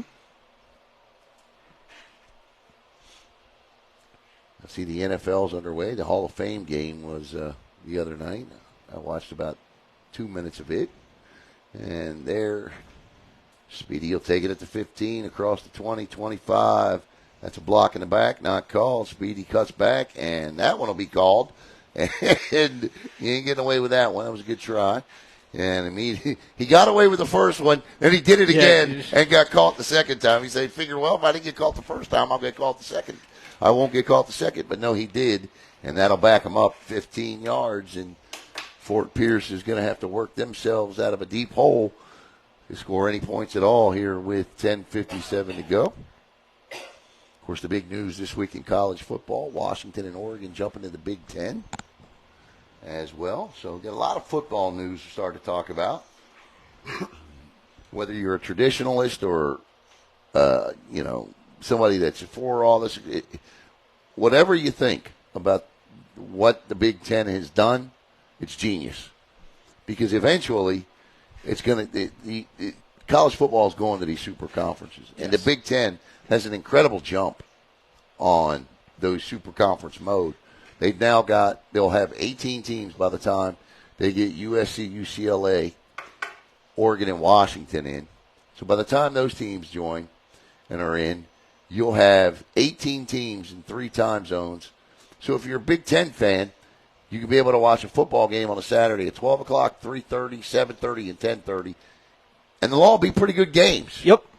Now, you can moan about the fact that it's who wants to watch Michigan play Washington in a conference game, but that's the way college football is going.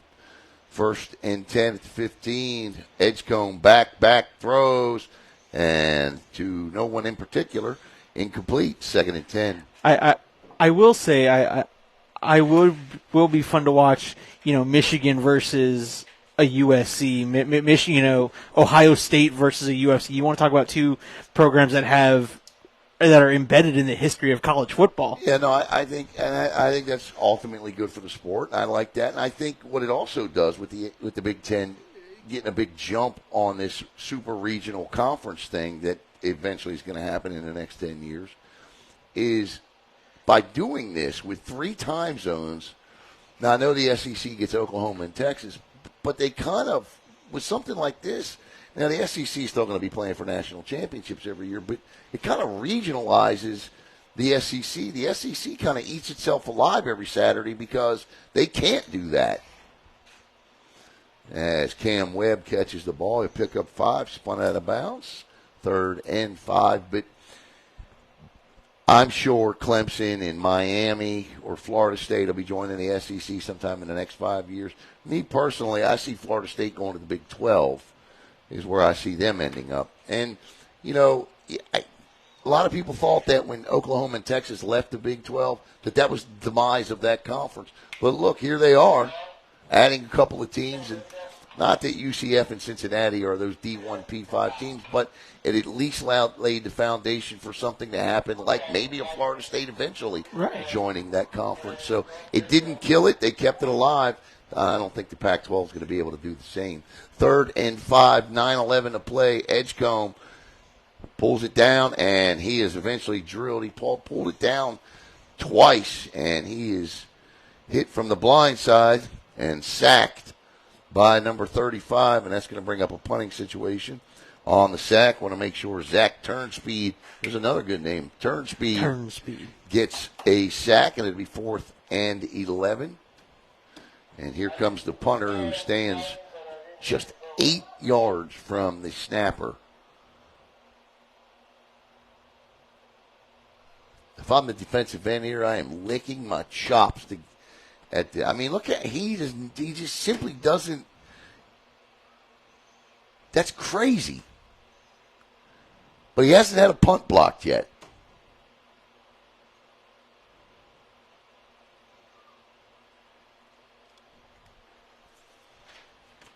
Got to be careful here. Got to stay in your lanes if you're Fort Pierce because it's a short field. And back deep is Guy Farron and number 4, Dennis Zirkin. 7:53 to play. 18-0. So we have seen thus far nearly 4 quarters of football and potentially 2 shutout. I have no idea how they didn't block that. That ball will bounce at the 45, and it'll take a bounce right into the hands of Zirkin. And tries to toss it. And he tried to toss it there, and that didn't work out well. So he lost more yards. Kervin Whitehead ends up with it, and he'll be dropped at the 45. So with 7:22 to go, the Chiefs will take over 1st and 10 at the 45. Stay tuned. Coming up after this one, it'll be the 2 MVPs, the offensive and defensive MVPs announced for each team. And then the championship belt will be presented to the Fort Pierce Bengals as the runner-up, and the big championship trophy to the Clarksville Chiefs. And then following that broadcast, coming up next will be the Port City Vikings and the Fayetteville Commandos. Right here on Brevard Sports Network. And hopefully we can pick up a better signal for that game than we did this game. And again, our apologies. And we want to thank our sponsors as well. Hashtag Pool Boy Mafia. If you've got a pool or a hot tub, check out Pool Boy Mafia on Facebook at hashtag Pool, Pool, Boy, BOI, and Mafia, MAFIA. Hashtag Pool Boy Mafia. Also want to thank Cathodic Services, Protective Services. Want to thank Game Changer RC, and also want to thank GPA, where their business is the truth.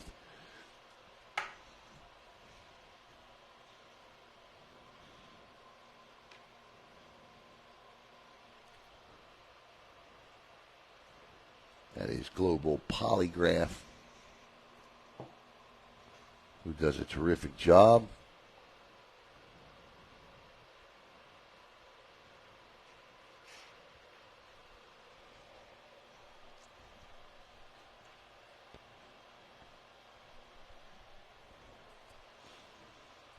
.722 to play in this one, and we've been playing with a running clock of sorts. The only time the clock has really stopped is possessions and timeouts. Incomplete passes are not stopped, which is the way to do these. So,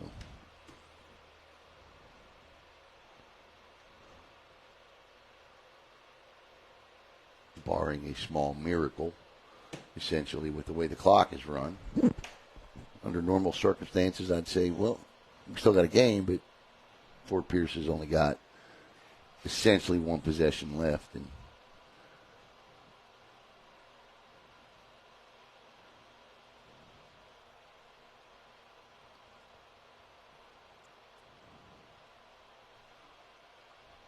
second and 14.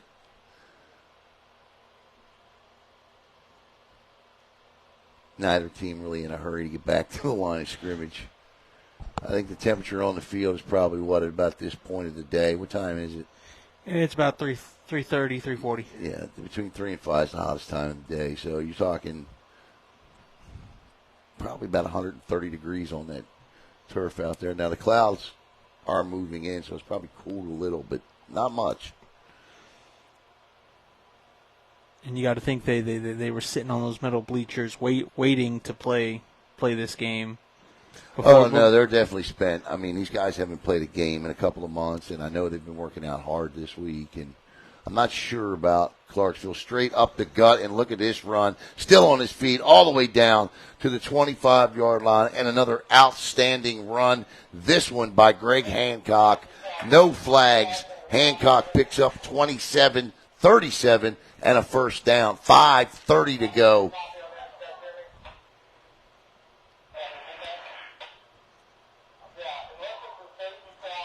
It's been the rushing attack of the Clarksville Chiefs that have been the difference in this one today for sure. And that includes their starting quarterback, who made some nice runs early. And that was K.J. Jeter. Although this game started off in an unusual way. Jeter, or actually quarterback at the time, Quentin Webb, threw about a 40-yard pass in the air. It was intercepted, and the DB turned around and handed the football back to the wide receiver for the Bengals, and you thought maybe we were in for something crazy here today, but Clarksville has listen, credit to Clarksville, because they have come down from Tennessee, and I'm not saying it's not hot in Tennessee. It's hot everywhere in the country this time of the year.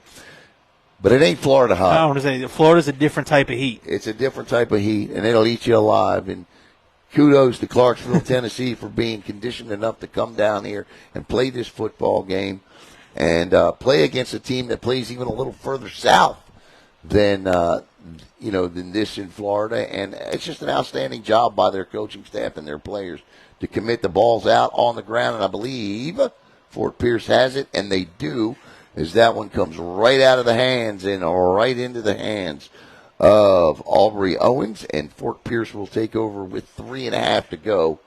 1st and 10 at their own 19. But that's a heck of a job.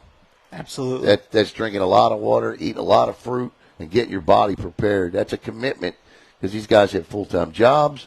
They got families to take care of, and to be able to do that and this, good on them. Because you're right, it's a different kind of climate down here.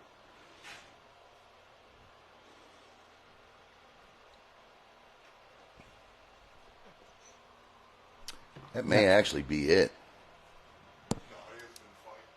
Huh? Oh, they had a fight? Okay, I missed that.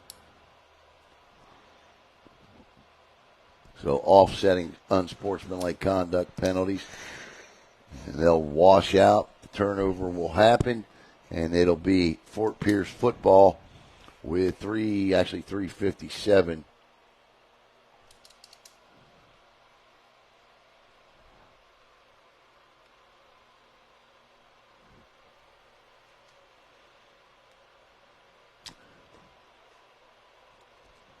I don't know what the APDFL's season is. I don't know when it runs. I remember when the Space Coast Tar Heels played in it. It was the winter league like a lot of the rest of them are.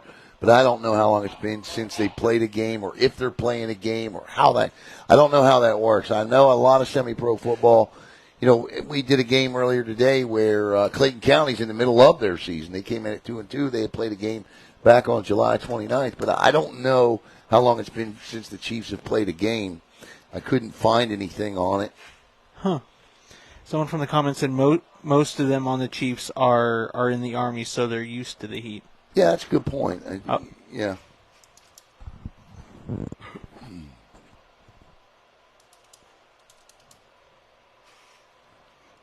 But that would explain the conditioning. 100%. Right? I mean, that would obviously explain the conditioning, and these guys are in outstanding shape. Because I don't see them bent over with their hands on their knees. And Edgecombe throws and picked off. And they give it right back. And this could be a pick six if he can stay on his feet all the way down to the 8-yard line. Edgecombe throws it right to Demery Hawkins, and all he had to do was catch it. He does. And that will do it for sure as Clarksville takes over 1st and 10 inside the hashtag Pool Boy Mafia red zone with 2:44. And the fans of the Bengals begin to head for the shade.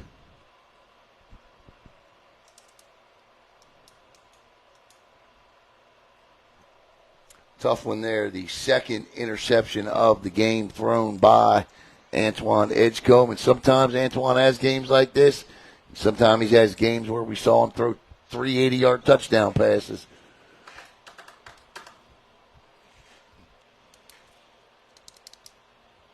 So we'll see if the Chiefs stuff one more in here. With the way their rushing attack is, you almost feel like if they just hand the football off, 8 yards is nothing compared to what they've been picking up in terms of chunks of yards. Who will be the recipient?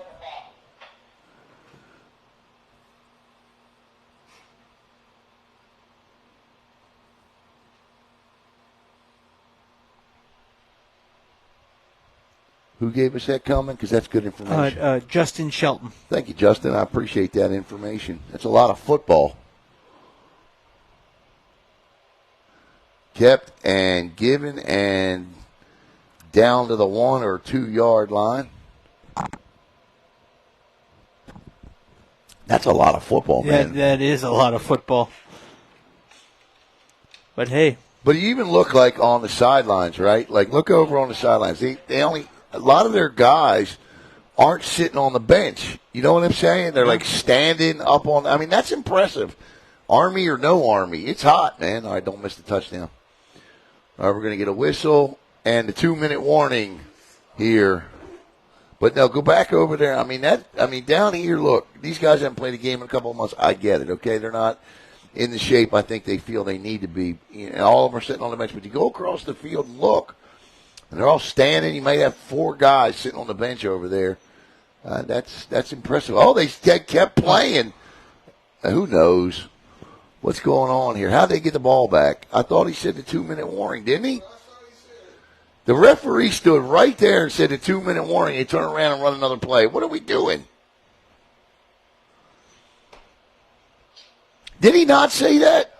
I thought he did. He came right over to the window and put 2 fingers up. And the next thing I know, there's a turnover. All right, so Fort Pierce ends up with the football somehow. I didn't see any of it because I thought we were in a 2-minute warning. My apologies to all of you out there. We didn't miss the touchdown, though. Nope. That is the 5th overall turnover of the game. There's been 3 interceptions and 2 fumbles in this one. 1:50 to go, and we may see the ball snapped one more time. And again, stay tuned. Caleb's going to open the window up, and you'll be able to hear the announcements for the MVPs. Coming up next, the Port City Vikings and the Fayetteville Commandos here on the Brevard Sports Network. I want to thank all of you for tuning in, and, of course, I mean, I hope y'all saw that too, because I'm like, come on, man. Yeah, exactly. I'll just run it right through. Yep, I'll just keep it going. I am looking forward to seeing that one and the one right after that tonight, the Daytona Beach Broncos and the Georgia Cobras. You think we're going to get any trash talking in that one? I don't know what would give you that impression at all. Right. Not that the first game had 463 comments. Edgecombe back, and Edgecombe just lets this thing fly, and he threw that ball 50 yards in the air. Good on him. Under a minute to go here as planes continue to take off, and I don't know how quick this next game is going to start because that lightning detector is surely going to be going off soon. So that's it. That's going to wrap it up from here because that's the final 30 seconds, and I'm pretty sure Fort Pierce is not going to run another play. Your final score is going to be Clarksville 18 and Fort Pierce nothing. Congratulations to Clarksville, I should say, on a job well done. Team owner Leon Eldridge Jr. and head coach Luther Gregory, as they will get the victory, the big trophy to take back to Tennessee, and that'll do it. Your final score, Clarksville 18, Fort Pierce nothing. I'm Alan Slaughter-Zinski. Keep it right here as Caleb will take you through the trophy presentation. I'll be back for Port City and Fayetteville. All right, folks, so we're going to go ahead and do the presentation of the belt to the runner-up, the trophy to the winner, and then they're going to pick one MVP from each side of the ball on both squads. So for four total MVPs, they get an invite to Savannah into a Pro Bowl. They play on September 30th in Savannah. And, yeah. So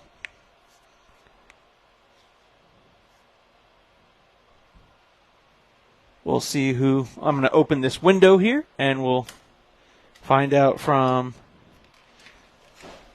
their little PA announcer on the field who the MVPs are. I agree. I think from an offensive standpoint, because there's a total of 4 MVPs, each team has an offensive and defensive MVP from each squad. And I think Cherry gets one. I don't care whether you give it to him offensively or defensively. Cherry is getting an MVP.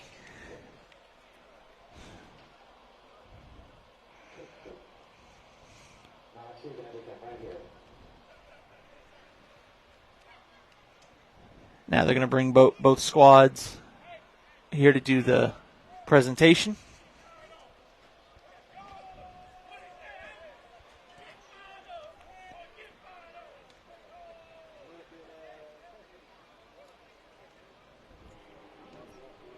And yeah, that rain band don't look fun. Can I please have all Fort Pierce Bengals players up? Clarksville Chiefs players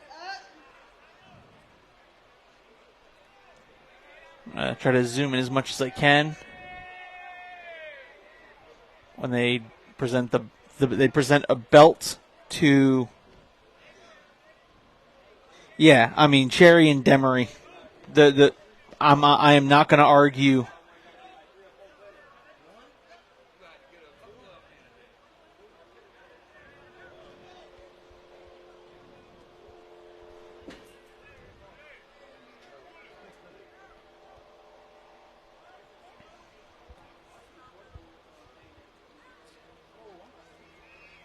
Welcome you all to the 5th Summer Smash Bowl. On behalf of the league, I would like to thank you all for participating in this event. We are super excited that you all came and showed up and showed out. We appreciate you all. To Fort Pierce Bengals, that's my family. John, family forever. So we appreciate you all, and on behalf of the AYLBG League,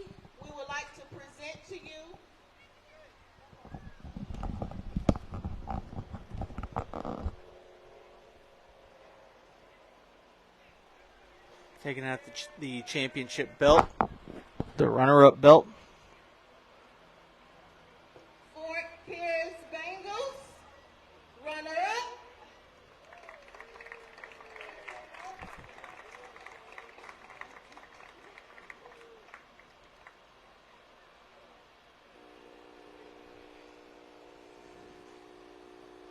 And for the Clarksville Chiefs.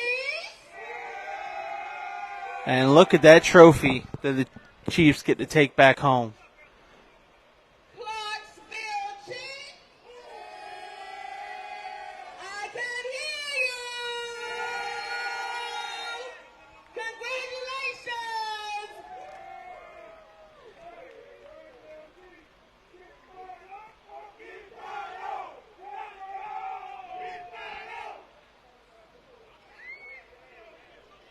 Okay, so listen up. Please don't leave. Please don't leave. Please don't leave.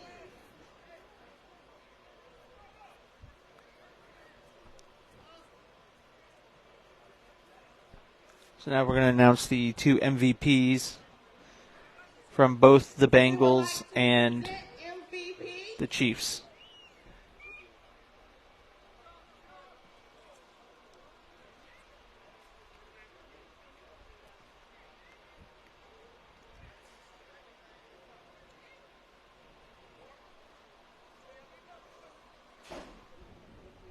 Chiefs are a fun team to watch, no doubt about it.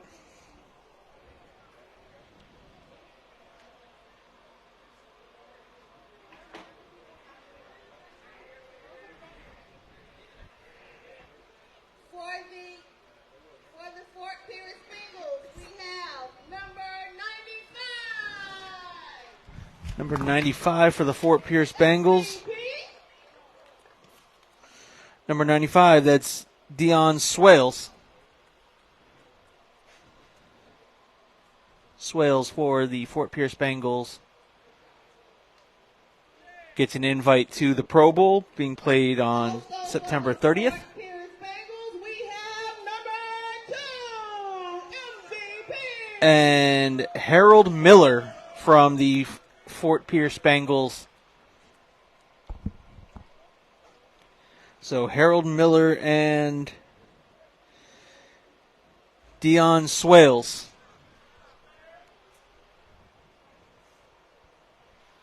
are the two MVPs for the Fort Pierce Bengals.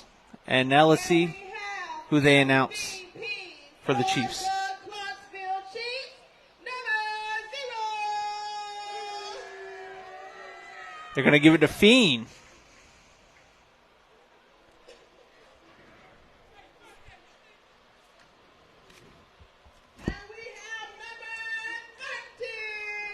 And number 13,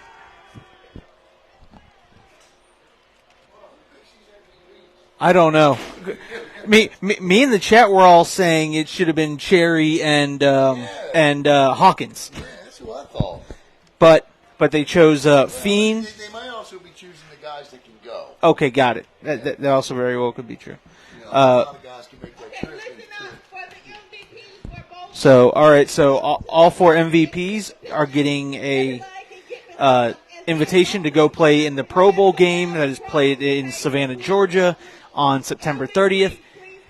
Stay tuned for the next broadcast coming up between the Commandos and the Vikings. See you then.